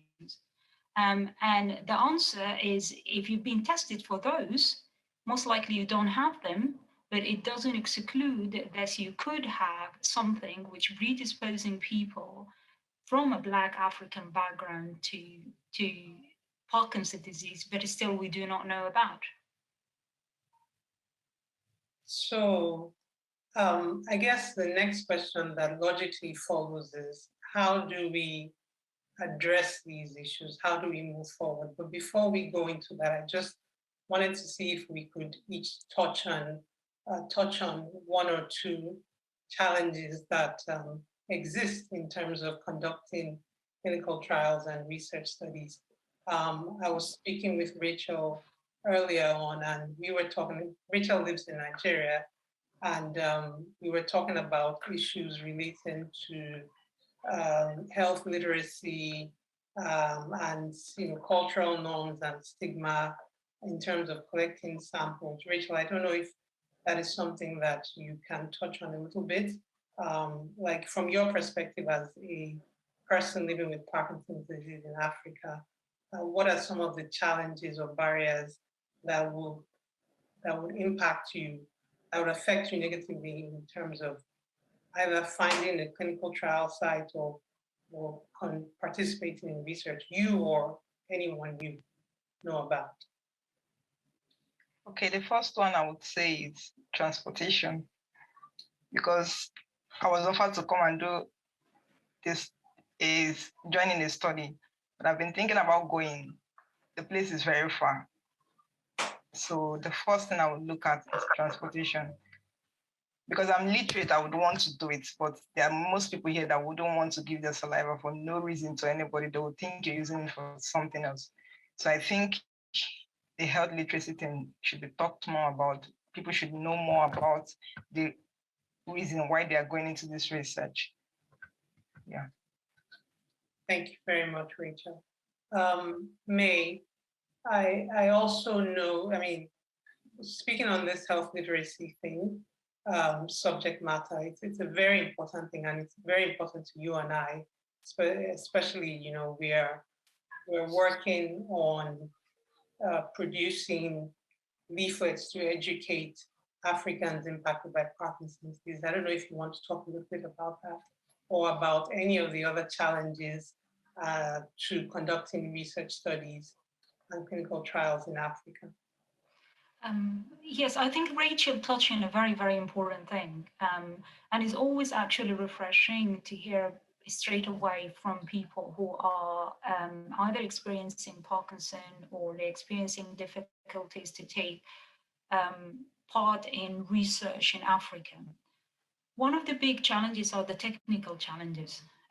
So Rachel, transportation is a big issue. It might sound very, very trivial for people when they set the clinical study, but it could be a huge barrier to people to participate in clinical trials.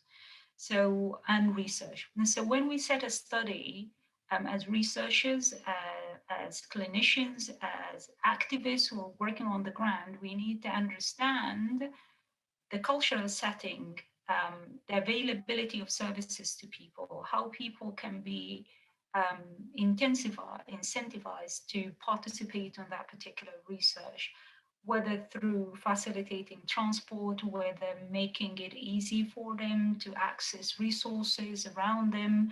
And I think I can't actually find any replacement rather than to sit down with people on the ground and try to figure out what is appropriate for each setting, because what is appropriate for Nigeria might not be appropriate for Ghana or appropriate for Ethiopia.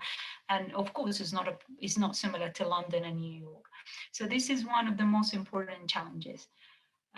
The second thing is, I think the challenge from a clinical point of view is at the moment is when we started working on research, we face a lot of technical issues related to ethics approval, is related to the setting of the services inside the hospitals and the clinics themselves.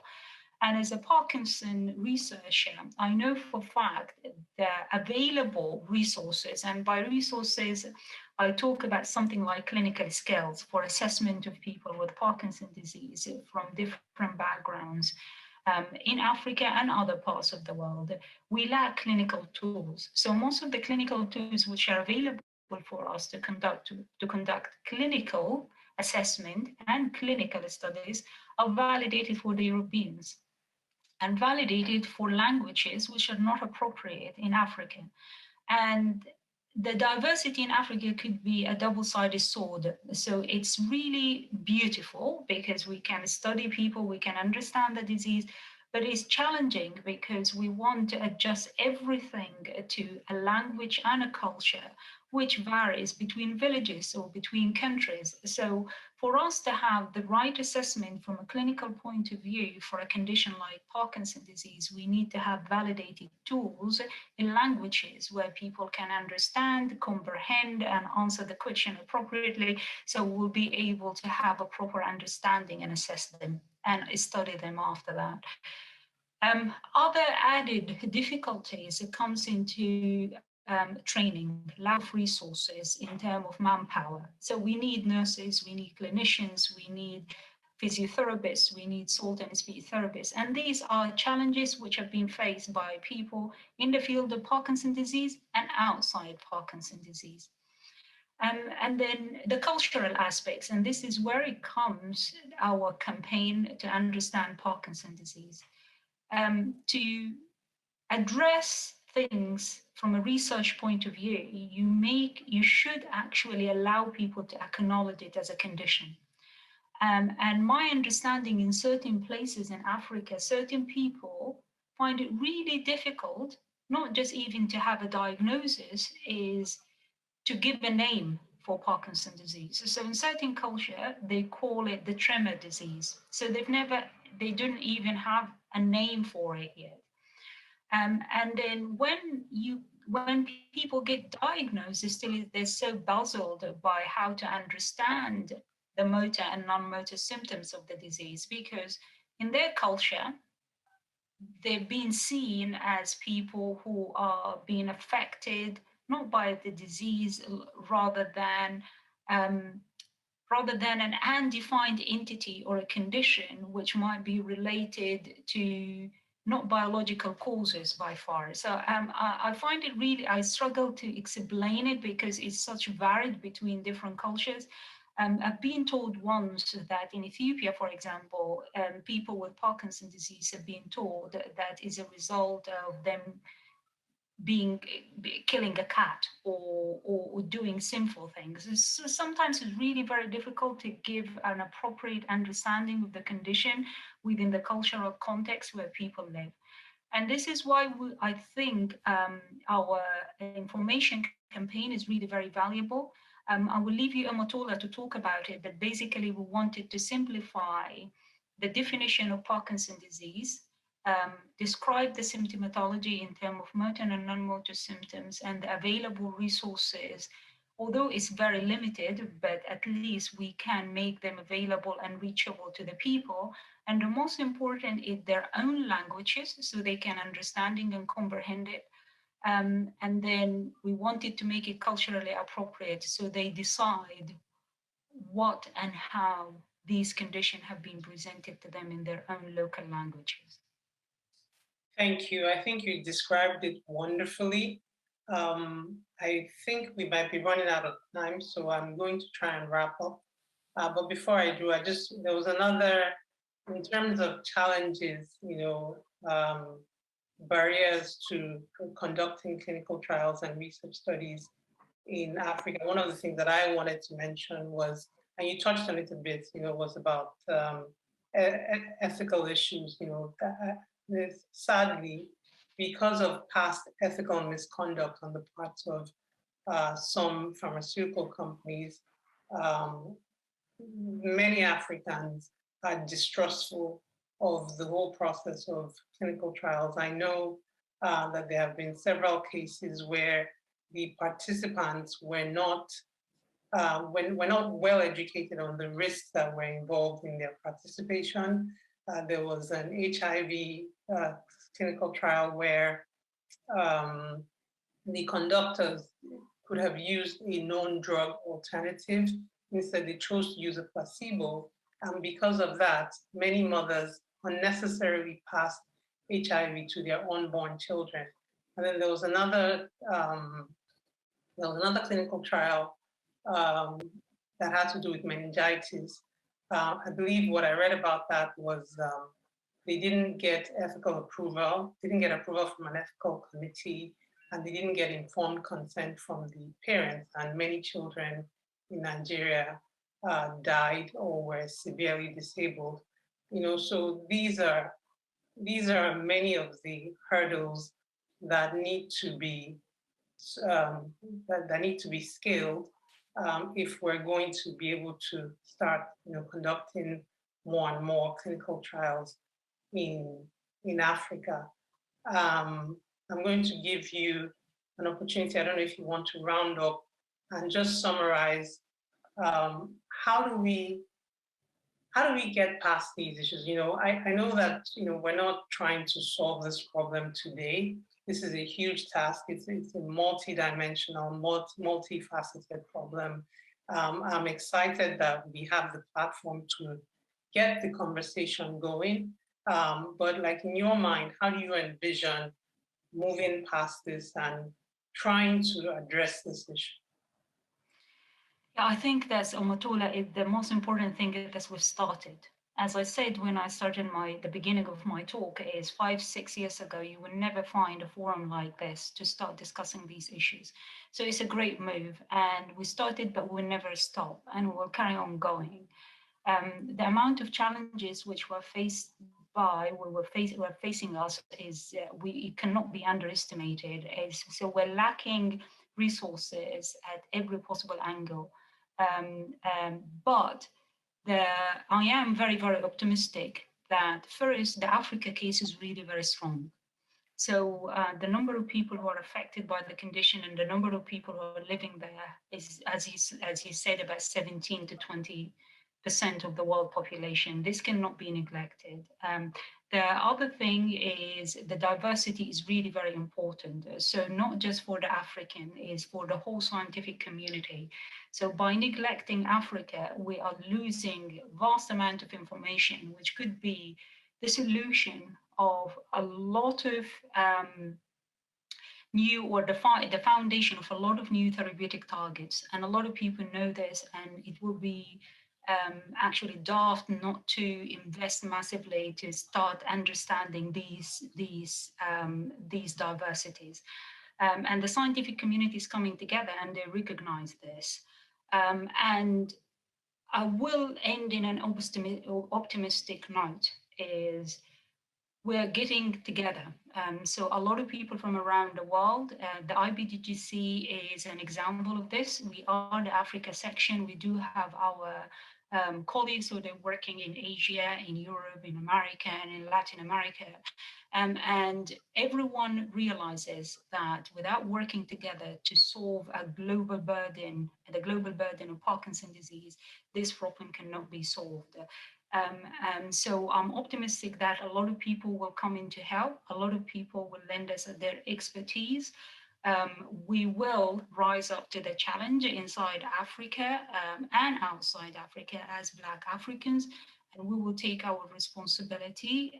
And hopefully that's all our scientific institutions and governments will realize that they have to play a role on this, not just the international stakeholders and forums. As I said, we'll never stop. We will carry on rallying. Thank you so much, May, for your wonderful contribution, for your knowledge and your expertise. It's been an absolute pleasure having you on here. Rachel, I don't know if you had any closing thoughts, or if you wanted to just talk about what it would mean to you as a person living with Parkinson's in Nigeria, if you could actually participate in a clinical trial.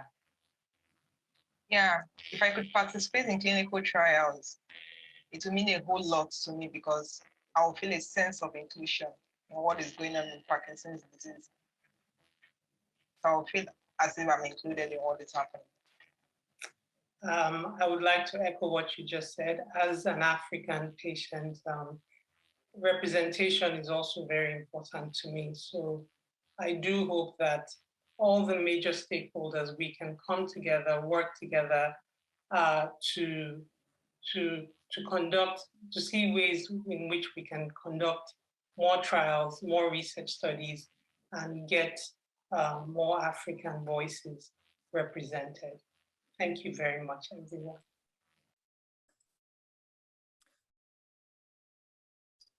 Omotola, that was an incredible film, absolutely brilliant, and really you and May, between you and also with Helen's support, to have highlighted the huge opportunity. I mean, and it is a huge and important opportunity that there is to carry out research in Africa, but more importantly, the challenges that need to be addressed, both practically, culturally, and also thinking about the skills base that we need to build for this group, you know, so particularly for the clinicians who are carrying out clinical trials.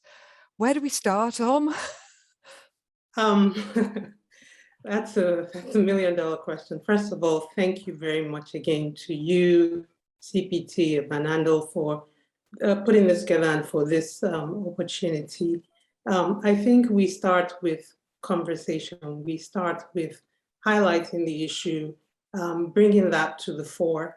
And then I think one of the things that I've been thinking about in the last few days is trying to identify who the major stakeholders are in this, for this issue, and trying to see, can we come together?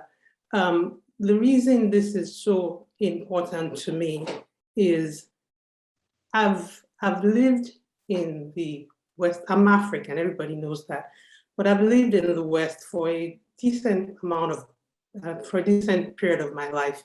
And I think because of that, I've come to think that things that affect Westerners affect me as well. So when I read that LRRK2 was one of the most common PD gene mutations, I erroneously thought that it applied to me, because I live in England. So if if it applies here, then it must apply to me. And then the more research I've started to do, I've started to realize that that is not actually the case. And I think it's sad that, maybe sad is not the word, but it's an issue that needs to be addressed, that we have all these clinical trials and we take the findings from these clinical trials that are done by a largely Caucasian population, and we extrapolate those findings, in terms of, informing drug choices and drug options to a larger population. And I just think that that's an issue that really needs to be brought to the fore. But to answer your question, it starts with conversation, it starts with identifying the stakeholders, and it starts with everybody understanding and agreeing that this is an issue that needs to be solved. I think that's such an important point. And Rachel, it's brilliant that you're with us as well, because I think what you were raising were sort of practical, logistical concerns from a patient population about participation in terms of, physically being able to access research, I think that May really focused on the need for clinical skills and to upskill a huge team of neurologists across the continent to make sure that they are able to not only provide brilliant clinical information, but also to support a research effort. And so I think both of these things need to happen in parallel. Rachel, are there any other points that you'd like to raise? Because you were so eloquent on the film. Thank you very much. The logistics part of clinical trials should be looked on once we've dealt with the health literacy issues, because logistics is everything. If you don't get the people to the clinical trial point, you can't get your results. So if the people are not taken to the point, there's nothing you're achieving. So getting them to the place of the trial is something. For me, going for the trial I spoke about, I couldn't because the distance is far from where I live. So thinking as a person with Parkinson's, getting up from where I am to move, I have to process it in my head, all the things I'm going to go through before I could even get to the place. So it's a huge tax for people with Parkinson's. So I think those things should be looked at. It's absolutely, it is. Yeah, I just, thank you, Rachel. I just wanted to interject there that even before that, the big thing is the health literacy. Do people understand why they need to participate? Do they understand, the input that they can give into this process? So that is also another thing that, which obviously we are trying to do.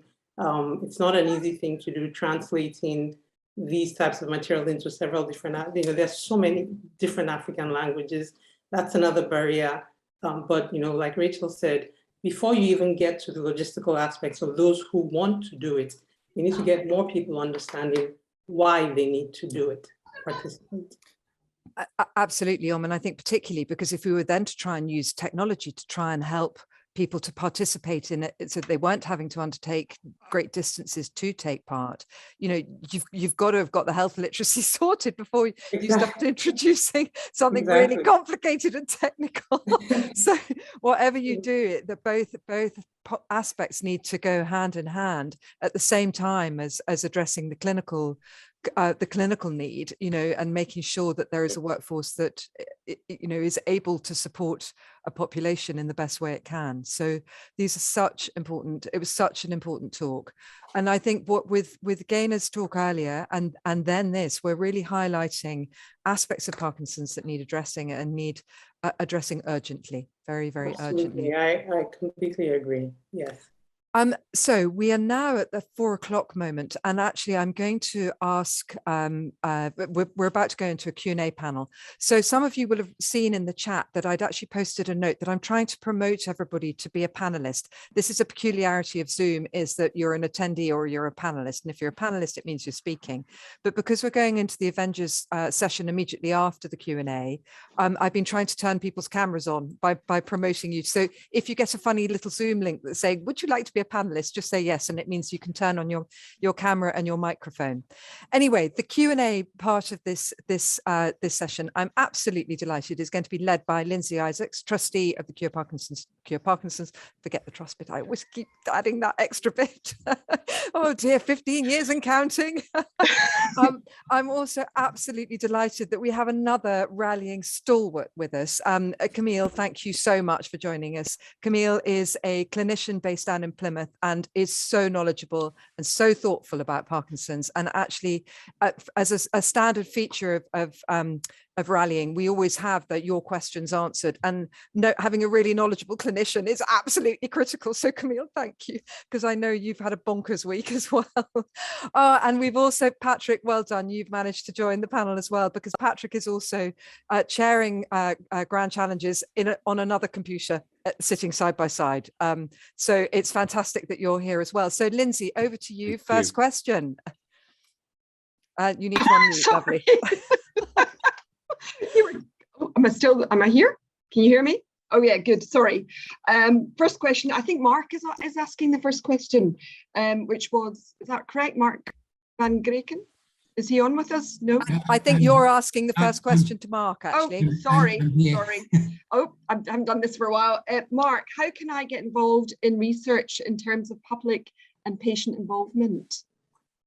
Lots of ways. You could approach your local researcher if you know anyone. You can walk into a department, I suppose. But I think the best way would be via one of the active organizations in Parkinson's research. If you're in the UK, you might approach Cure Parkinson's, you might approach Parkinson's UK, you could go to your local support group. But there's a lot of opportunities to make contact. Then you probably need to be reasonably persistent to try and get to the right person, because that's not immediately obvious. But there is plenty of opportunities to gain access. I hope that answers your question to some extent. Yeah, that was great, thank you. Now I have a question for Camille. Camille, how can we make clinical trials more inclusive? Or is there a way to make trials more available to targeted participants, so different cultural backgrounds, young onset, advanced Parkinson's, that type of thing? That is a really super question and very timely question, because yesterday, as some of you may know, it was a dissemination event for the Include framework, and the Include framework was a piece of work undertaken by NIHR Clinical Research Network within the UK, addressing that exact question. We know that there are differences in terms of accessibility for not only trials but healthcare, and nothing has made that more starkly apparent than the COVID pandemic and the way that this has differentially affected people with less access to healthcare and almost by definition, therefore, less access to research. And of course, the way out of the COVID pandemic was indeed research. So it was really important that the people that were impacted the most by the condition were the ones that were included in the research undertaking. So that threw up all sorts of challenges. And whilst that's true for COVID, it's also true for Parkinson's, of course.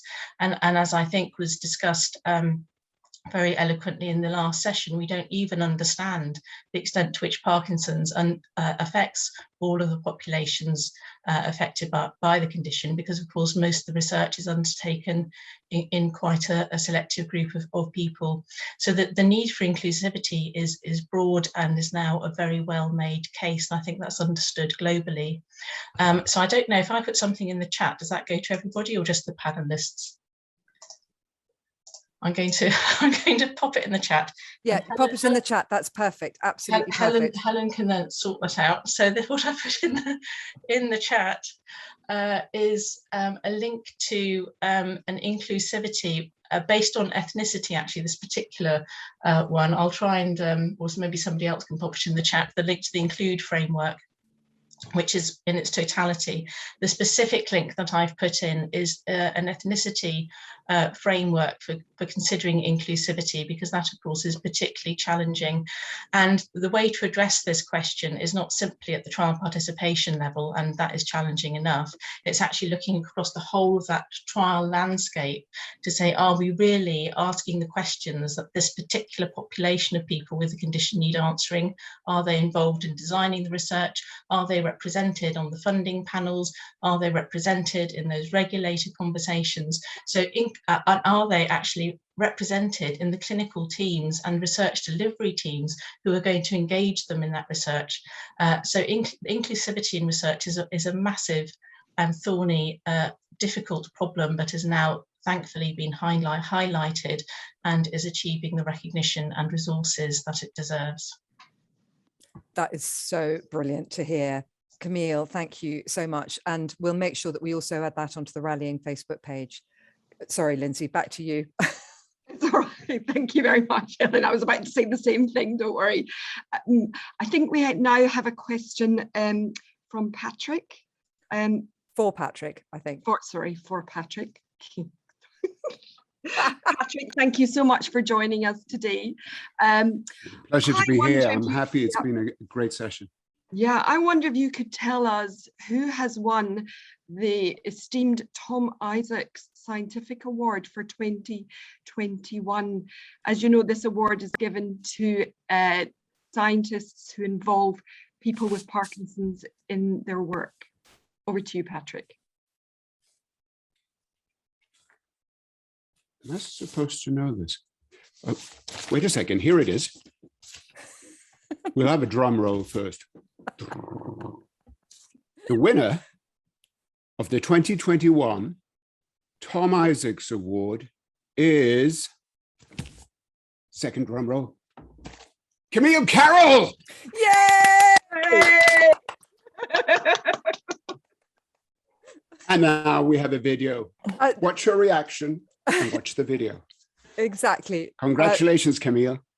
Eros, I think over to you to share your screen.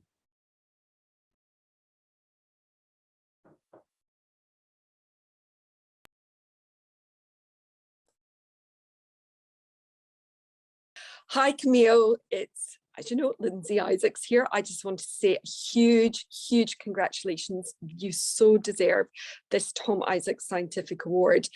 Well done, Camille.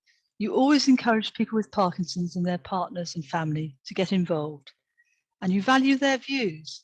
You actually want and listen to what they say and make them feel they can say what they like, and you still would accept it or question it. That's fine.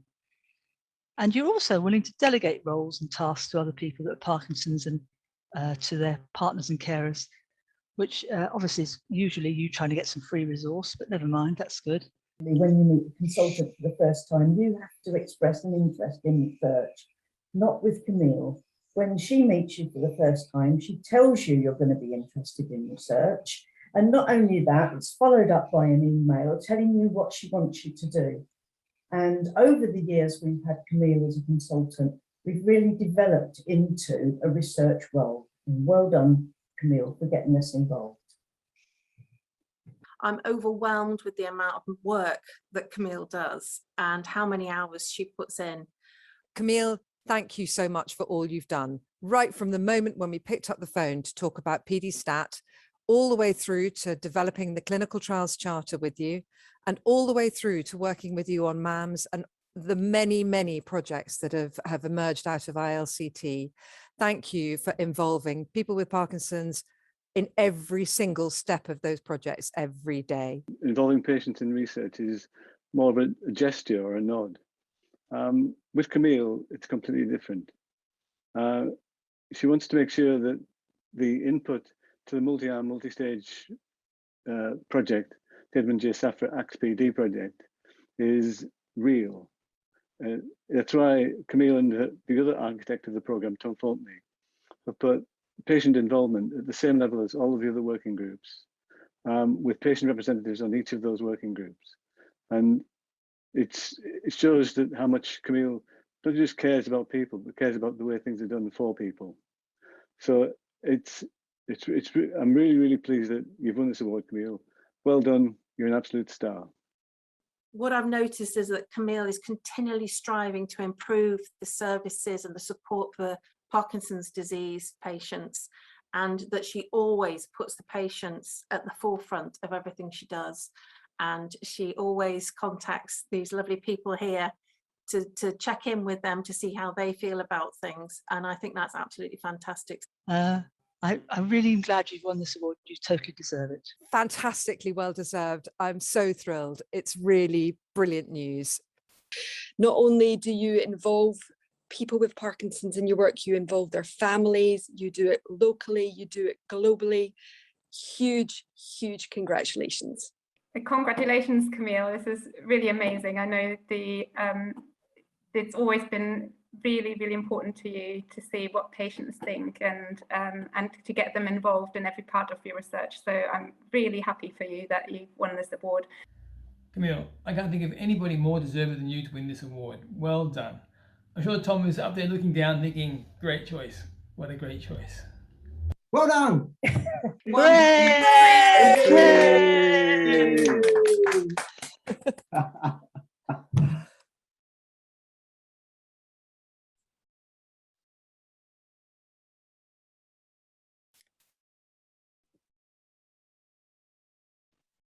So Camille, actually, if you'd look behind you, this is well and truly a gotcha. So much what people think about you. The little things you allow people to do, like as much as possible. What more can we say? But on behalf of everyone that's thought of you and you thought of for all this period of time, couldn't be a better person for this. So on behalf of the people that I think you know fairly well, I'd like to give you the Tom Isaacs Award for being a generally good egg.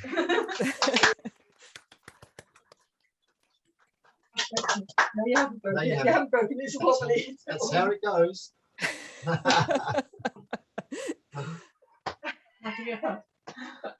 Put your mask on. That's good. Well done. Absolutely terrific. I couldn't think of anyone better. Well done.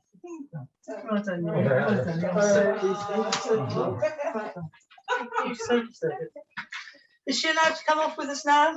She is allowed to go and eat cake. She is definitely allowed to go and eat cake. I'm just overwhelmed and stunned. Well, congratulations. It's brilliant. It's absolutely brilliant. I can't see you because I've taken off my glasses. Camille, did we get you, or were you sitting there just waiting for the announcement? No, I was waiting for those tricky genetics questions that I wouldn't be able to answer. So I said to Helen, oh, no, you need Stephen on this panel because I can't answer anything about LARC2. Questions about constipation, I can manage those. Well, Camille, you can probably tell I wasn't the actual chair. This was all I did a very good job of it. I'm going to hand it quickly back to Helen to take control. I forgot to even introduce my panel. So, Helen, I just want to say, I am stunned. This is completely unexpected, and I don't feel in any way worthy of such recognition. But you will remember that first conversation over the telephone about PD Stat, where you couldn't see me, of course, because Zoom didn't exist. Yeah. And I was very rotund with child number 4, thinking, oh my gosh, they're not going to want me to do this study if they know I'm pregnant. Child number 4 is 8 years old today. Wow. It is full circle. That's amazing. Yes, it is indeed. Well, happy birthday, child number 4, and congratulations, Camille. It's fantastic and hugely well deserved. Well done. Thank you very much. Now go and eat cake, please. Go and eat cake. And this is a rather important segue into the PD Avengers, because one of the key roles of the PD Avengers is to highlight the importance of patient involvement. So the PD Avengers research arm absolutely has this remit. And I'm sure that Larry, who is about to take control of this session completely, although he hasn't quite got his camera on yet, will be able to guide through some of this. But it's hugely important that we celebrate the incredible involvement that does happen, so that we can encourage more and more people to model this practice and to involve people living with Parkinson's in every step of their research. So I'm a strong fan of encouraging and celebrating best practice when we see it, and the Tom Isaacs Award is a very good way of doing that. Now, without further ado, Larry, you are taking control. This is the PD Avengers, and I'm so thrilled to have so many of you here. Please do feel free to turn on your cameras. Please do join in the discussion. And any attendees who would like to come and join the discussion and turn on your cameras, either just put a note in a message to me and I'll turn on your cameras from the back end and we'll see what we can do. But it's just lovely to have so many of you with us. Thank you so much for joining us, and thank you particularly for enabling that to be a particularly good gotcha. Larry, over to you. Well, thank you very much. I appreciate it. Can you hear me okay? Can you? Yeah, all right, good. And you can see my slide here, the PD Avengers slide. We're going to start with just a sort of a little pick you up. So the first thing we're going to do is we're going to raise our hands in the air. Everybody raise your hands in the air. Come on. Oh, stretch up. And when you now lower your expectations for this session. All right, so here we go. Away we go.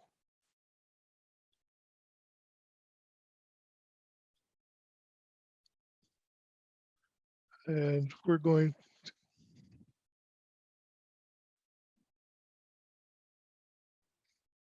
Can you hear the music?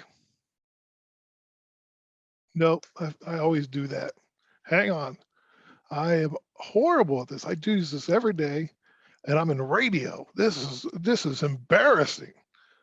Who booked me? All right, so let's share this again, and we'll share the audio as well, because that's kind of important.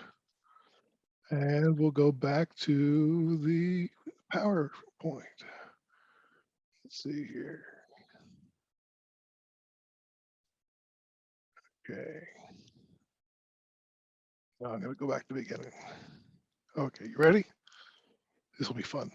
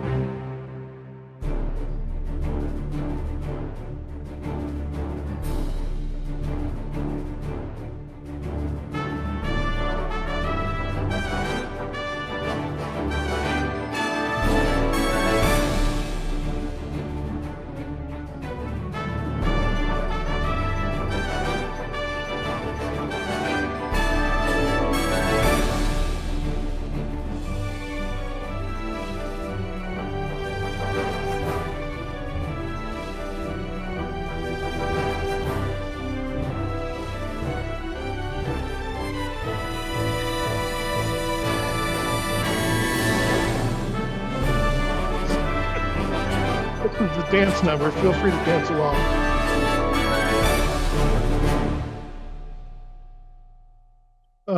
So that's just a little something to get us started. I want to share with you what a remarkable 18 months we've had as the PD Avengers, and we'll get into, if you're not familiar with us, we'll explain that, and we're going to hear some reports from around the world of the people that are participating as PD Avengers, so you can get a sense of what we're doing and what we're accomplishing. You can see here on the tote board we have 4,137 PD Avengers.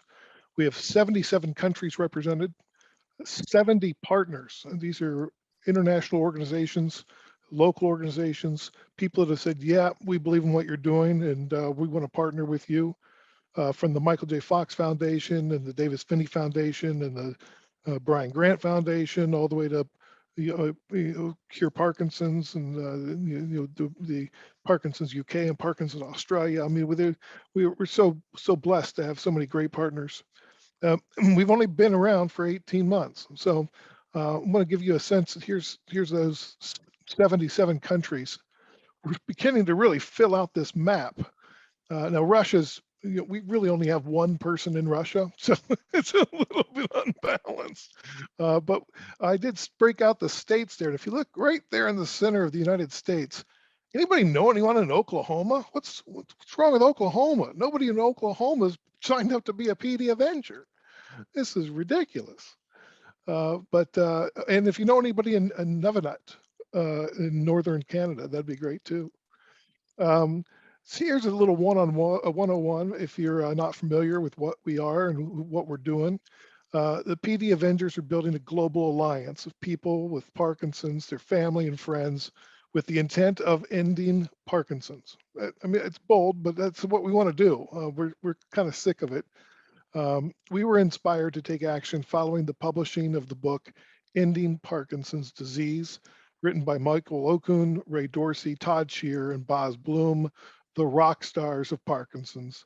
They were the original PD Avengers, and we couldn't, be doing what we're doing without what they did.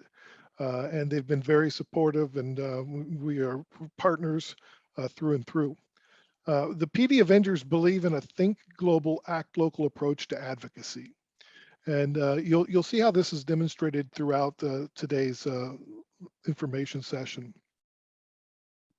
We started with 12 original members, but when we finally, we were just kind of a club, and we're just doing stuff, and we're like, we weren't sure what it was going to be, and it grew pretty quick. And so at one point, Tim Haig and Sonia Mather and I looked at each other, and we're all in Canada. We're like, our name's on a lot of this stuff. We probably ought to get some protection. So we did become an official nonprofit this year, which is a big doing, and we're very excited about that. But we don't raise money because we don't want to compete with our partners. They know how to raise money, and they know how to spend money much better than we do. What we do is we raise urgency, we raise a ruckus, we raise the profile of Parkinson's, we raise issues, and we basically we're, hopefully at the end of the day, effective and kind of a pain in the ass to the people who aren't paying attention to Parkinson's. Our unique proposition is that we are patient-led. There is no fundraising. We amplify the campaigns of our partners.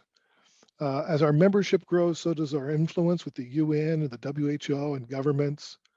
We're looking to unify the global PD community, activating PWP in forgotten territories like Romania, Uganda, and Yukon, and Algeria, building partnerships, urgency with 60 plus organizations, and supporting projects aligned with our three pillars. Wellness, we believe every person with Parkinson's should have equal access to information, medication, and therapies. We believe we must build a loud, uncomfortable voice, ever present, demanding change in how the disease is seen and treated. We believe patients are integral in every aspect of research in the quest for better treatments and ending Parkinson's. Now, this is not a complete list of our sponsors. We're adding more every day, but you can see just from this, I think this is a week old and it's already outdated. But it's just so gratifying to see this and to see the partnerships that aren't just happening because they're PD Avengers and they're coming to our meeting every other month, but because we've introduced them, they know each other, and they're eager to work with each other. And so seeing that collaboration is really exciting. One of the groups I want to highlight is from Spain. They are PD Avengers in Spain. They launched the group Con D de Parkinson's. And so we'll listen to their video now.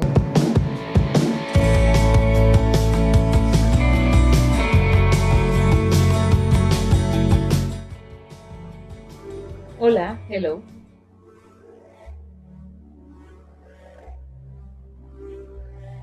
We are Con P de Parkinson, which in Spanish means P as in Parkinson's. We were born almost a year ago on November 2020. We're a group of Spanish-speaking women living with Parkinson's disease, and many of us were diagnosed as young onset. This year has been a roller coaster, but we're very excited to share our journey with you. We're now a website where YOPD women can find a safe space to share their stories and learn from each other. And we have our own weekly radio show, Onda PK, where we bring together healthcare professionals and people with Parkinson's. We've been invited by the Spanish scientific community to participate in 2 conferences this year. And we're also working with the Vall d'Hebron Hospital in Barcelona on a survey. And this survey will be the very first one done in Spanish about women and Parkinson's. Maria Pujalte, a famous Spanish actress, is our voice to the world. You can see her here on the top left corner. And also it's worth mentioning that Bas Bloem, a well-known Dutch neurologist, spoke in 2019 about why healthcare needs the help of artists. And we've also partnered with Elena Bianco, a famous Spanish singer. She has graciously granted us permission to use one of her songs in a video. We've established links both nationally and internationally with associations and groups with similar interests. For example, the Spanish Committee of Representatives of Persons with Disabilities, or regional organizations like Asociación Parkinson Galicia Coruña or Asociación Parkinson Madrid. And in the international level, we are very good friends with the Women's Parkinson's Project and with the PD Avengers. We organize campaigns in social media, like the campaign called In My Shoes con P, which is running in October 2021. And we plan to be in Barcelona in 2023 for the World Parkinson Congress to make our voices be heard. We are already working with people like Ariadna Laguna, who is a WPC Science Ambassador. The movement has started and we will not stop.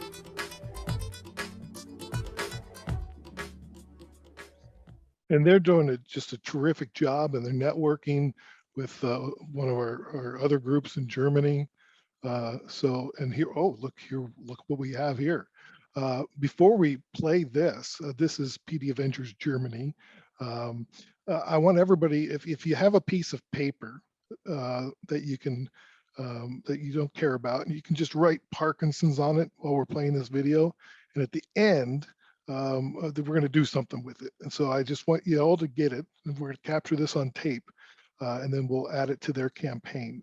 But we'll watch a couple of videos first before we get there, so you have some time.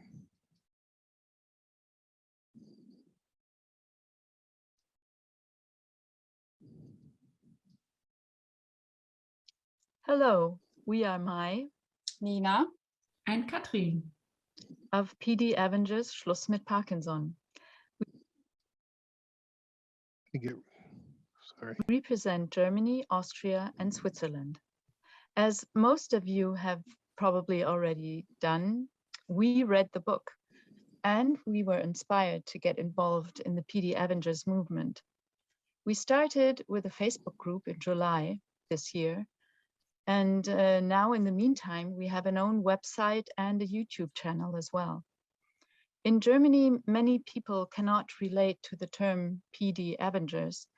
So we looked for a German name and decided to take Schluss mit Parkinson. This is the title of the German translation of the book Ending Parkinson's Disease, which will be released this month. Our goal is mainly to raise awareness on the PD Avengers movement and to ask people to register. And as Larry always says, think global, act local. And so we thought about different activities involving this idea. For example, Mai and me had the opportunity to present PD Avengers at the opening ceremony of the Ping Pong Parkinson German Open to an international audience. People from 12 nations were present, and many of them were inspired. In September, we also started the Toss of Parkinson's campaign. We asked people to write the word Parkinson's on a sheet of paper and crumble it up in a creative way.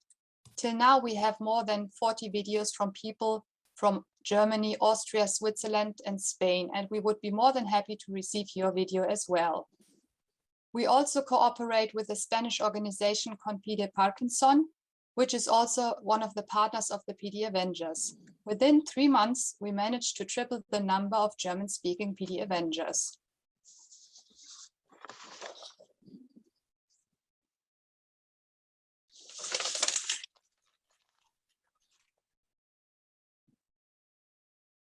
We are proud to be PD Avengers. Yes, we are. Yes. And we would like to invite you to our October party on Sunday. See you there. Bye. Bye. Bye. That's great. That's great. Okay, so now we're gonna do this, and let's get out your pieces of paper because I want to see everybody's. And we're gonna do this, and then we'll send the video. So pull up your piece of paper. If you got your piece of paper, it says Parkinson's on it. All right, in 3, 2, 1. Oh, that feels good, right? Oh, that's awesome. And then we're going to, I've got, let me go back one. So I've got some, this is their campaign video for the Parkinson's, Crumple Up Parkinson's.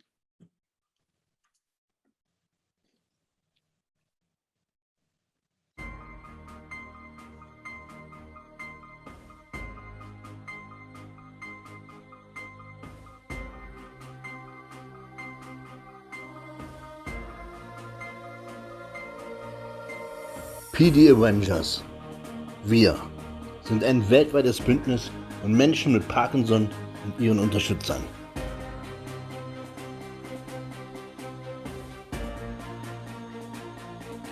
Parkinson ist immer noch fortschreitend und unheilbar. Wir brauchen mehr Forschung. Menschen mit Parkinson werden oft stigmatisiert. Wir setzen uns ein für mehr Aufklärung. 10 Millionen Menschen weltweit sind an Parkinson erkrankt. Es ist endlich Zeit für mehr Prävention.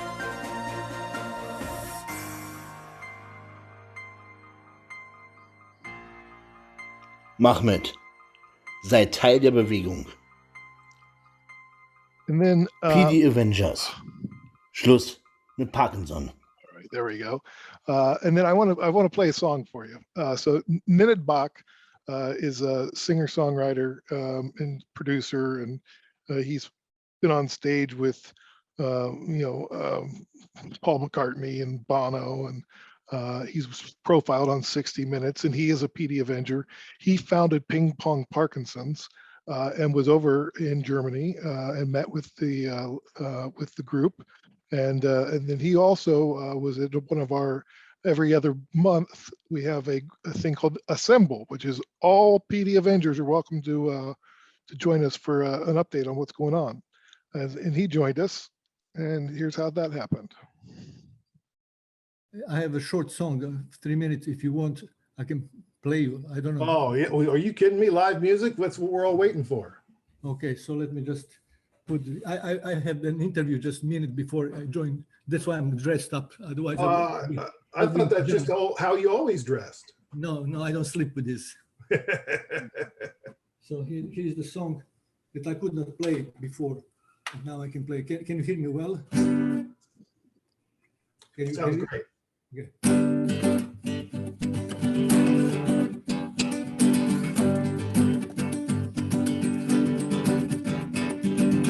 If I had another life, I would never walk straight. All the things I love to do, other people love to hate. Put my shoes on my ears, put my hat on my feet, park the car in the kitchen, take a bath in the street.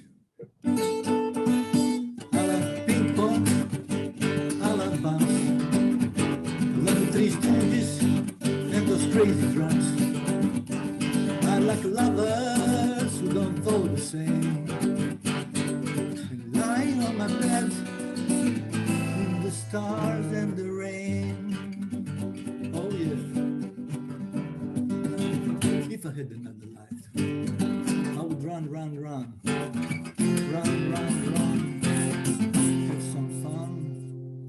But seriously, if I had another life, I would run for president, feed the pigeons in the park, never paid the rent. Jerry Garcia, Secretary of State, declares money illegal. Would that be great? I love ping pong, I love bounce, and trolley pizza, and those crazy drums. I like lovers who don't vote the same, lying on my bed in the stars and the rain. Oh yeah. Oh yeah. If I had another life, I would do it all again. Run a movie from the middle, target, win the biggest score, tell my dad I love him, like I never did before. I love ping pong, I love bounce, love the honeymooners and those crazy drums. I like lovers who don't go the same, and talking to my father in the stars and the rain. Oh yeah. Oh yeah. Now, if I had another life, if I had another life, if I had another life, if I had another life. There you go. That's great. That's amazing. That is a great treat. Yeah, that's it. So we'll continue on here. PD Avengers, let me go back one more. Austria, I just got this note today. They've included our logo. They're a new partner of ours. And the Die Freundlich Parkinson's, I'm going to butcher that. It means the Friendly Parkinson's Self-Help Austria, which is great. Is Jeff here?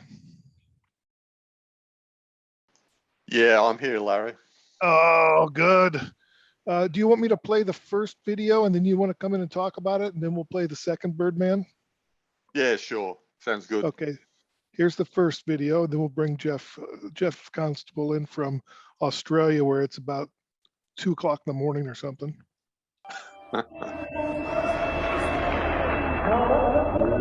There's not a time when I can't remember the Birdman Rally. It goes back as far as my memory goes. I became involved through a mum at Bowie North Primary School. Her name's Shay, and she's been kind of doing a lot of fundraising work to help out our charity, which is called Love Your Sister, which aims to kind of eradicate or vanquish cancer. We had 3 teachers in 18 months diagnosed with breast cancer. My name's Tanya Purton and I'm a teacher at Beaumaris North Primary School. I was diagnosed with breast cancer in 2016, so a very big shock, not a good way to start the year. I decided to contact Love Your Sister and I received an email from Samuel Johnson himself. I love receiving emails like this. I think this is a fantastic event. Just one thing, can I be a Birdman? I mean, it's iconic. I always fantasised as a boy that I would invent the contraption that flew far beyond everyone else's. We have decided to create a parachute out of bras. I'm Annie Thomas and I'm a parent at the school and have volunteered here and loving it since prep. The parachute is called the Titty Titty Bang Bang. It's made up of about 350 bras. And it's kind of like a parachute, a bra parachute. I'm not imagining that it's going to help me get very far, but just swallow any fear I have and commit. 3, 2, 1.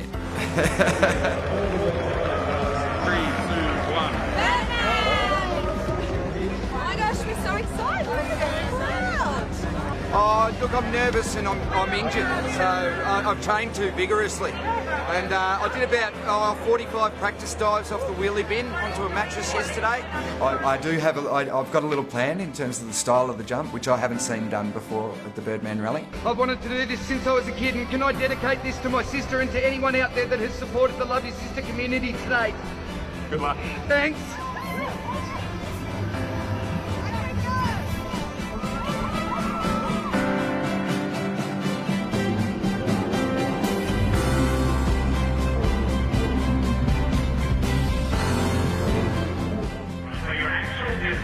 Yep. Right. Is 6 meters. Yep. But your charity jackpot is because you raised so much money. Yeah. Is 239 meters. You little ripper! Yep. DJ Bang Bang is number 1 at the moment. Oh my God! We won! Congratulations once again, sir. And well done to everybody that's taken part in the 2017 Birdman Rally, making amazing things happen here on the Yarra. Thanks, Sam. All right, Jeff, why are we watching that? Because next March, which is we have a festival in Melbourne called Moomba. You're seeing the sign up there, and we also get a public holiday for that. But the major event, and one of the major events for Moomba, which goes over 3 days, is the Birdman Rally. And next year, we have PD Avengers flying. So I will be a pilot. I chose that video. There's lots of videos for that, but that was in support of a great friend of ours from World Parkinson's, Eli Pollard, who's dealing with those sort of issues at the moment. So just to acknowledge her and send her a bit of love, and we're thinking of her. But so next year, yeah, I take the leap of faith and into the Yarra River. So in Melbourne, it's well loved. There will be about 500,000 people lined along the Yarra to watch that. About 15 or 16 of us will make the leap, and it's a great fundraising chance for us, and the focus for us will be the young onsets. So yeah, that's one of my events for first one when we get out of COVID lockdown. That's probably a big celebration for everyone. Yeah, Sure. Let's look at a few of the other entries. there's usually it's all, most of it is community.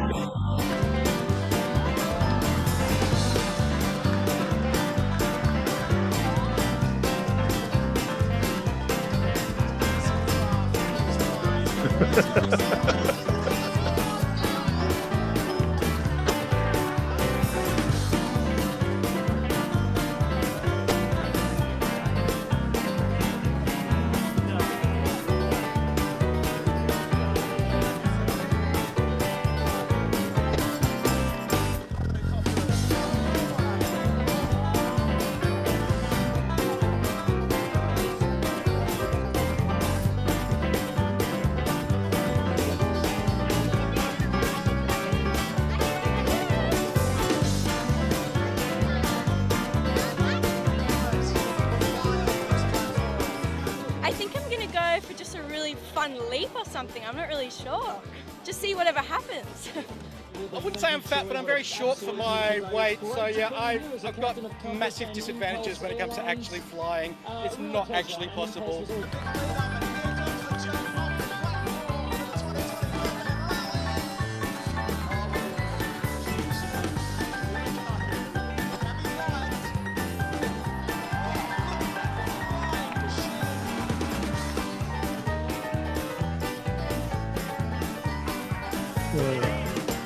That's fun. That's just a fun time. What do you have an idea of what what it's going to look like yet? Yeah, we have to submit costume design, what our thinking is, colors, and the craft we're going to fly. At the minute, of course, being PD Avengers, it will be a super hero outfit in the colours of World Parkinson's and also Parkinson's Australia. And at this stage, we're thinking recognition of the tulips. We're going to make tulips like balloons and have them coming out of a big pot plant, and I'll be inside that. So that's how I go, and it's quite big here. That's televised live. It goes for about 2 or 3 hours, the whole event. Oh my goodness! It's televised live across Australia, and so it gives us a big chance to get some recognition. It's yeah, it's cool. So tell me about the Oxfam trail walker that you're doing as well. Yeah, so that'll be in March as well. So 2 weeks after the leap into the Yarra. And of course, everyone knows that the most dangerous thing of that leap is actually the water. It's not the cleanest river in the world. But so 2 weeks after that, I walked my 6th 100 kilometres, so 60-mile Oxfam trail walker. And we've got, this year was cancelled. We had 4 5 PD Avenger teams. Each team has 4 people in it, and but that was cancelled due to COVID, and also a severe storm ripped up the ranges we walked through, so it was quite dangerous. But that's on 2 weeks after the Moomba Birdman rally, and we are expecting a lot more teams than the 5 we had. There's already people committing to that now. So we'll start training in at the latest November.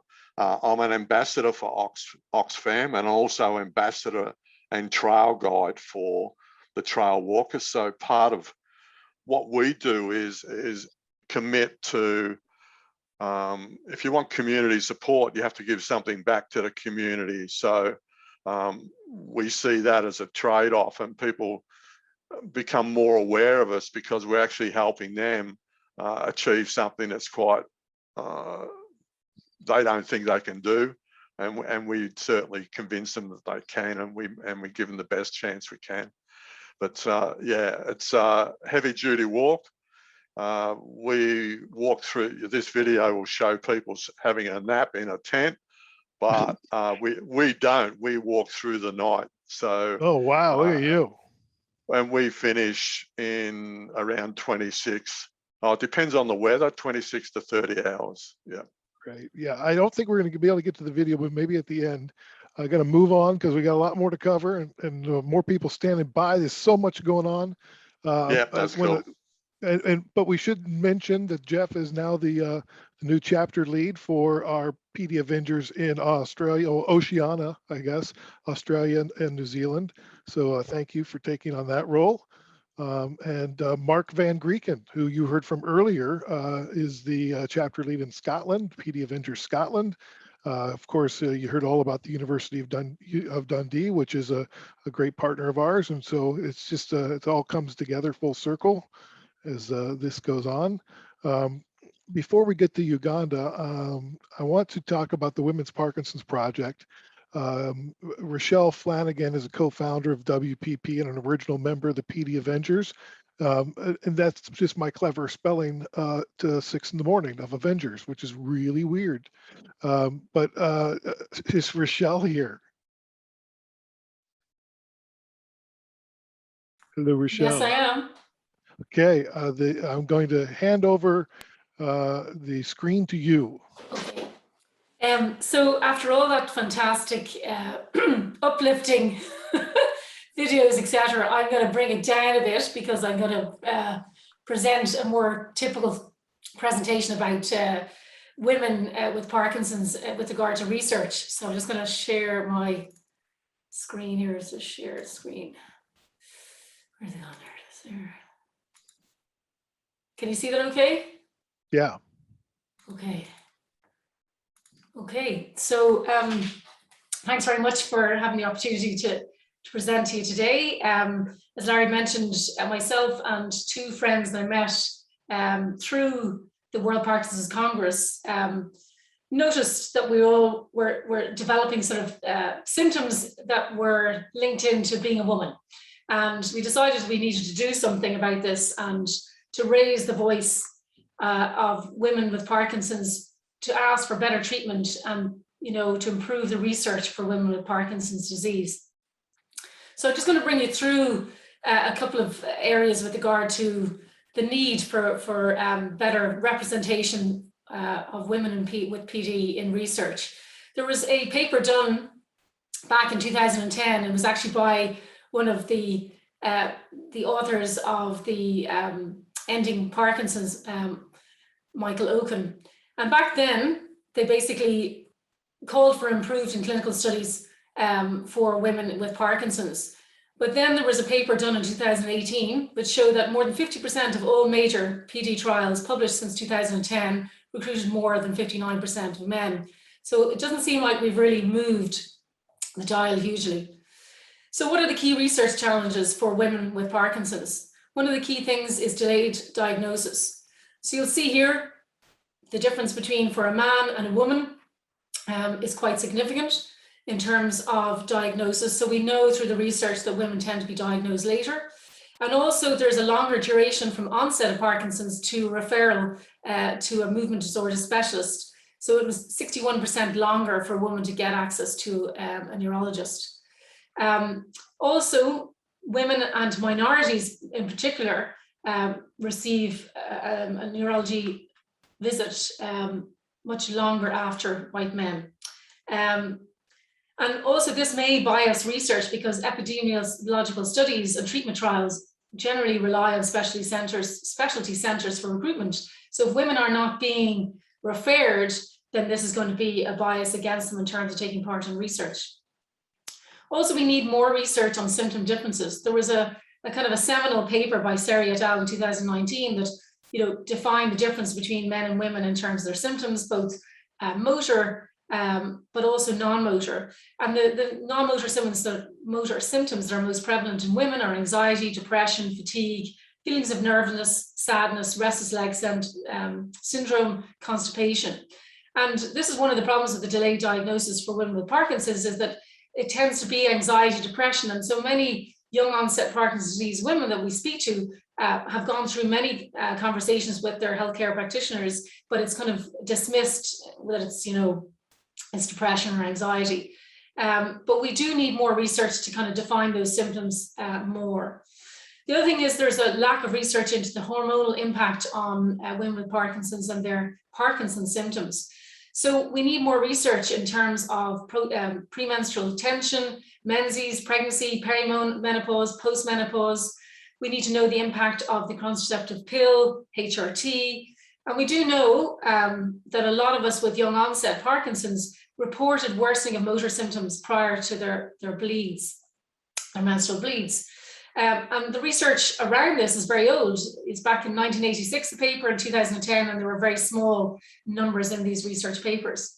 So this led us to put together, the PD Avengers put together a survey of women, and we got 200 responses in English online. We had 32 in a Hispanic survey that was put together by the PD Avengers. And it showed that 74% of women experienced worsening of their symptoms around menstruation. 86% of the respondents reported that their symptoms got worse in the week prior to their menstrual bleed. Rigidity, bradykinesia, and dystonia were the worst affected motor symptoms. Fatigue, anxiety, and depression were the worst non-motor symptoms.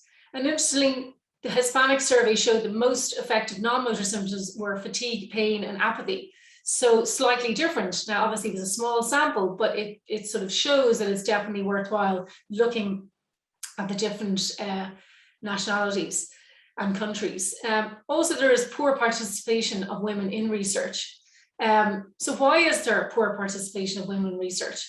Well, generally, as I mentioned, exclusion from trials due to the later diagnosis. If they're not referred to the centres, then they're less likely to be referred to research trials. Research shows that poor communication with neurological care providers and mistrust may be a further barrier. So the research shows that women tend to be more distrustful of their care providers. Work and caregiving roles and lack of time to attend on-site visits is shown in the research to be a barrier.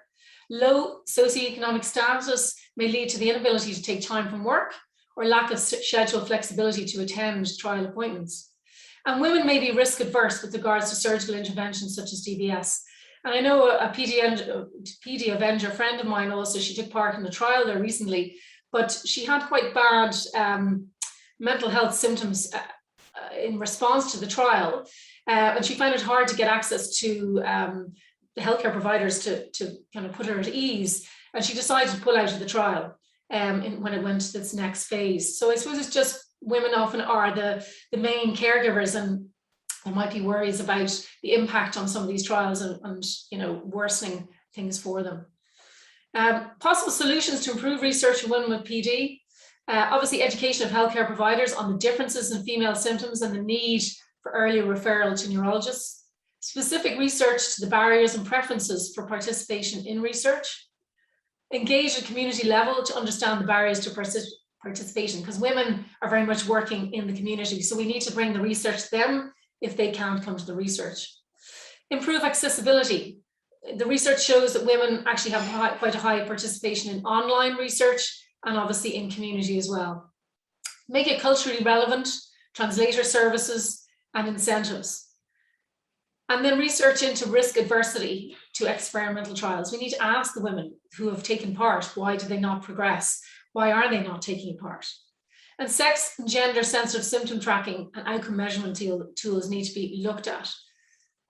Because we know in terms of the UPDRS, et cetera, that they're not particularly sensitive, and they're not particularly sensitive to a major subgroup, which is the women with Parkinson's.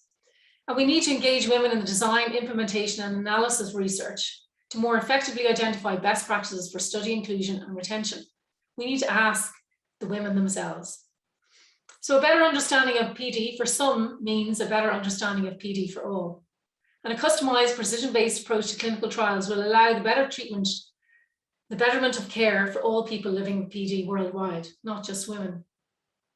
So thanks very much for your time, and I hope that it'll stimulate a bit of discussion and thought within your own research centres to really focus on highlighting the needs of women with Parkinson's, which will ultimately benefit everybody. And I just want to thank all the researchers who do a lot of work on our behalf already.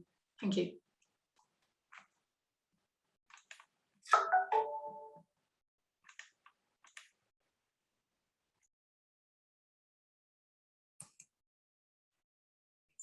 Thank you, Rochelle. That was fantastic. Really enjoyed that talk. I just noticed in the chat that Elizabeth has put in that there's a final session in Grand Challenges that people might also be interested in joining. So I just wanted to flag that before I hand back over to Larry and the team.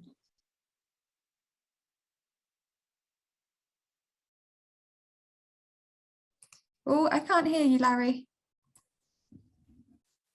Helen, did you want to chime in there, or Sonia, did you want to chime in there and talk about the Women's Parkinson's Project? I know you guys have been working on that as well. Sonia, I think it'd be fantastic if you could. Rochelle has obviously been part of that as well. I'm so sorry, everyone. I had a major power outage. So the last 5 minutes I've been scrabbling around on my hands and knees under my desk.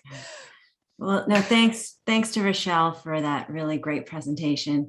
So she sort of presented the issues that we have with women and their care, as well as the lack of research being done into issues regarding hormones and lifestyle issues and life circumstances that result in differences in the care that women receive compared to their male counterparts.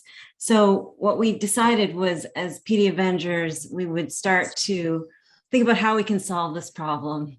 And the first part is knowledge. So the knowledge base isn't there, and we need to get that knowledge. We need to ask our fellow women with PD what their experience is all about. And what we decided to do was put together, with cooperation and with gratitude to Fox Insight team at Fox Foundation, a survey, a large survey, comprehensive survey to put out on the Fox Insight platform, hopefully, that will allow us to survey the community and ask about all these issues in terms of their history and their symptoms and how it varies according to their cycle and their involvement in research and the complications, to try and delineate some ways forward, I guess, would be the way to say it, some avenues for research that need to be done that will hopefully result in better care for women with PD, but may also, as Rochelle alluded to, result in answers for the PD community in general, because we do share similarities, but the answers might actually lie in our differences. Helen, did you want to add anything to that? Yeah, I did also want to add that there's an effort from the Parkinson's nurse specialist group here in the UK to try and map what is currently happening in terms of best practice and what they are currently asking women who they see in clinic, because that at least will give them a base level of what should be being done. And with that, they can actually start to build a platform with clinicians globally about good questions to ask and when to ask them. Helen, how much time do I have left? Well, how much time do you need, Larry? Well, I could talk for all day long. I know. We probably have about another 5 minutes, 5 or 10 minutes, if that's all right. Okay, great. Yeah, perfect. I'm going to share my screen again. Rochelle, thank you. That was a great presentation. Rochelle, that was great. You didn't hear me, but I was praising you greatly, but my mic was off. So it's so brilliant to see these topics rising up. So thank you. Well, what's really interesting, Helen, is if you think about what happened at the end of the last WPC, where all the YOPD got together in the room on the last day, and everything that's blossomed from that one meeting is truly remarkable. I do invite everybody to join our Global Alliance and Parkinson's Disease. You can go to all of these different websites. So if you need a language translation, they're there. There's all sorts of great websites there. So please take advantage of that. It's free. We're going to send you an email every now and again. You could be as involved as you want to be, but more importantly, we need your voice. We need your friends' voices. We need your family's voices. We need your medical team's voices. I want to go over some of the partnership activities that we've been up to, some of the successes we've had this year. We talked a little bit about Ping Pong Parkinson, and they're a new sponsor, and we heard the song that will stick in your head for the rest of the day. The friends at LSVT Global are working with Google AI, and they are looking for 1,000 people with Parkinson's that have some sort of affect to their voice because of Parkinson's. If you can read English out loud, and you have Parkinson's, and even if you have a foreign accent, that's okay. They're trying to challenge the Google AI and teach it how to understand what we're saying, even though most can't. And then it will make our smartphones and our Alexas and our Google Homes much more effective for us. And at some point we'll be able to talk into the phone, and the phone will talk for us to friends. So if you want more on that, there is information at the LSVT Global, and if you just go to their website, there's some good information there. We had a great run with the Vivid Dreams art exhibition in London. That was amazing. I hope everybody got to see it. If you didn't, go to parkinsons.art. And the website, and it's still there as a virtual tour. We had 50 international artists with Parkinson's that displayed their artwork. Truly amazing. We combined efforts with the authors of Ending Parkinson's Disease to do a red letter campaign to Washington. We sent 35,000 red letters to the White House, demanding or asking for 3 things. And one of them was to keep the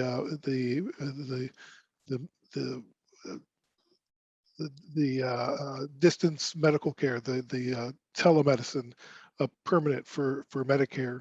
It was just an exception because of COVID. They've not done that yet. We also asked for them to ban 3 more chemicals, and they've banned 1 of those chemicals since we sent that note, which is exciting. And we asked them to increase their research dollars by tenfold. The study that Fox, I believe, took with some help with some others, it says that the burden for Parkinson's disease is about, I'm guessing at these numbers, but they're close, $56 billion a year. And the amount of money that they put towards research from the government is about $250 million a year. So it's not even close. And so if they times that by 10, it'll be better. We launched with a big campaign for Parkinson Africa. We're really proud of what Amatola is doing and want to continue to help her. We do have a great World Parkinson's Day. We're already getting on this. It's April, I know, but we have a committee with our partners, and right now we are accepting people's inspiration for the official logo that everybody can use. We have the services to pro bono services of a creative agency out of Brooklyn, New York. It's a gentleman whose mom has Parkinson's, and he's like, I just want to help out, and this is my superpower, so use us. And so we are, and so they're going to help us design a logo, but we want to give them some inspiration so people from the Parkinson's community can have some influence on it. So if you go to pdavengers.com and just scroll down to the bottom, you'll see where you can fill out your details and upload whatever inspiration that is. Could be a song, could be art, could be whatever. Want to thank the Michael J. Fox Foundation for giving us the takeover of their podcast. That was real exciting. We had a good time with that, and we got to introduce people with Parkinson's to a whole lot more organizations, both in North America and around the world. One of the big victories we had this year was the World Health Organization held its first formal workshop and panel discussion on Parkinson's in 30 years. And there was 30 people there. I snuck my way into the back. I was the only person there without a doctorate and with Parkinson's. They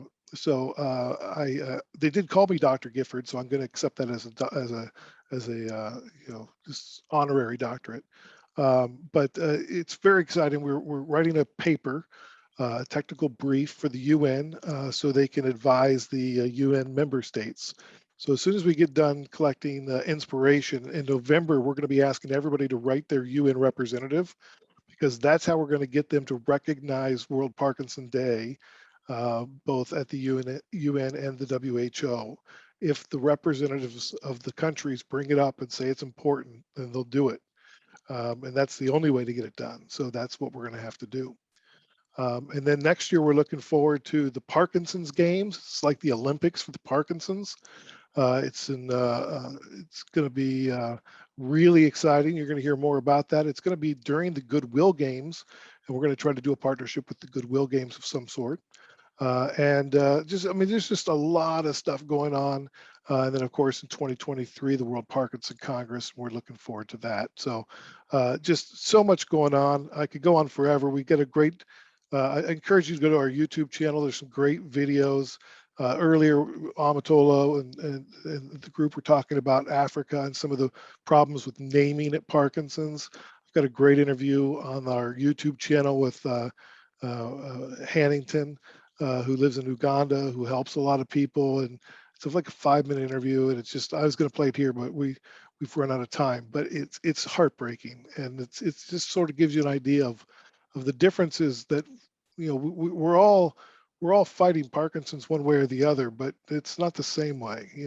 And that's why we say think global, act local. I can't know what's going on in every community, neither can Sonia or Tim, but what we can do is we can say we want to end Parkinson's, and we want to help people with Parkinson's live a better life today.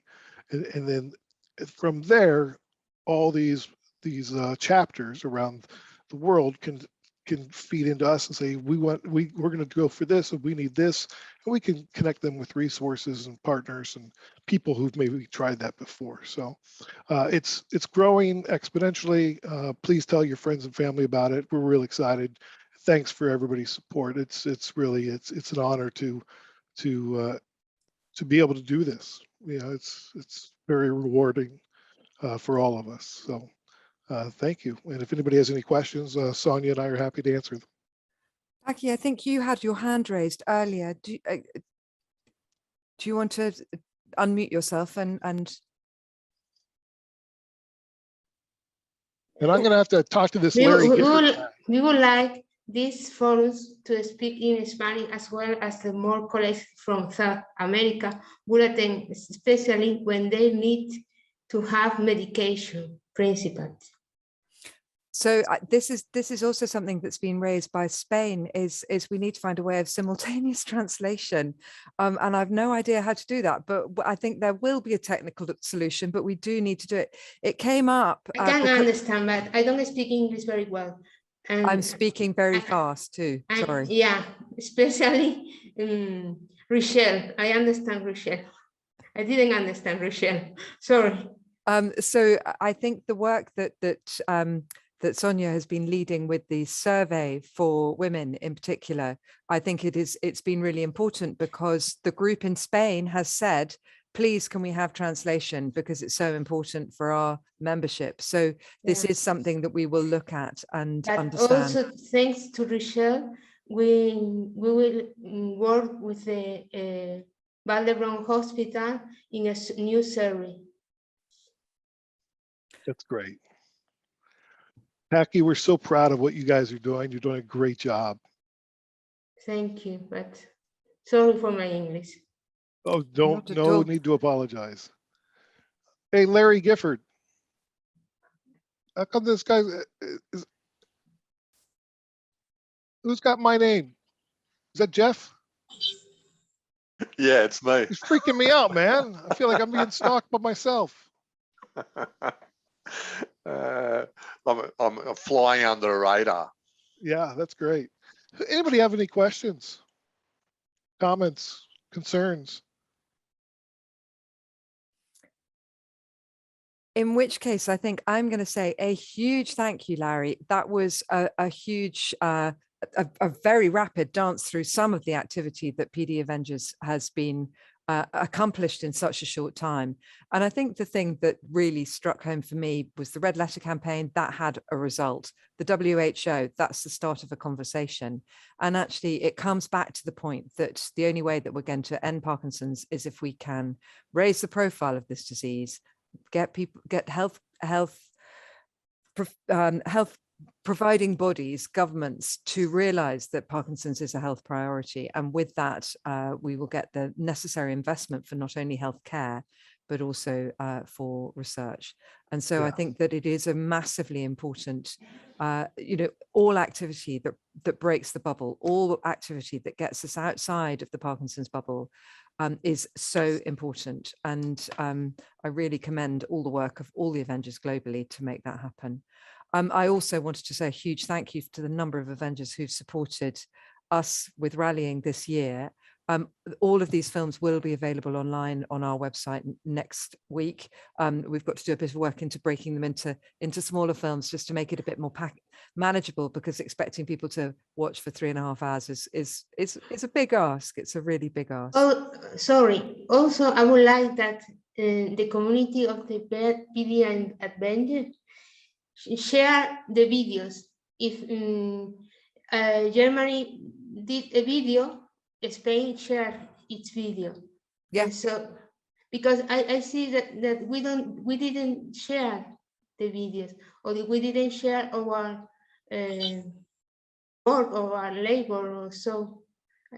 Do you understand me? Yes, absolutely. It's important that you will then take on sharing the Avengers film. Sean, I would like to hand over to you for a few final comments, if possible.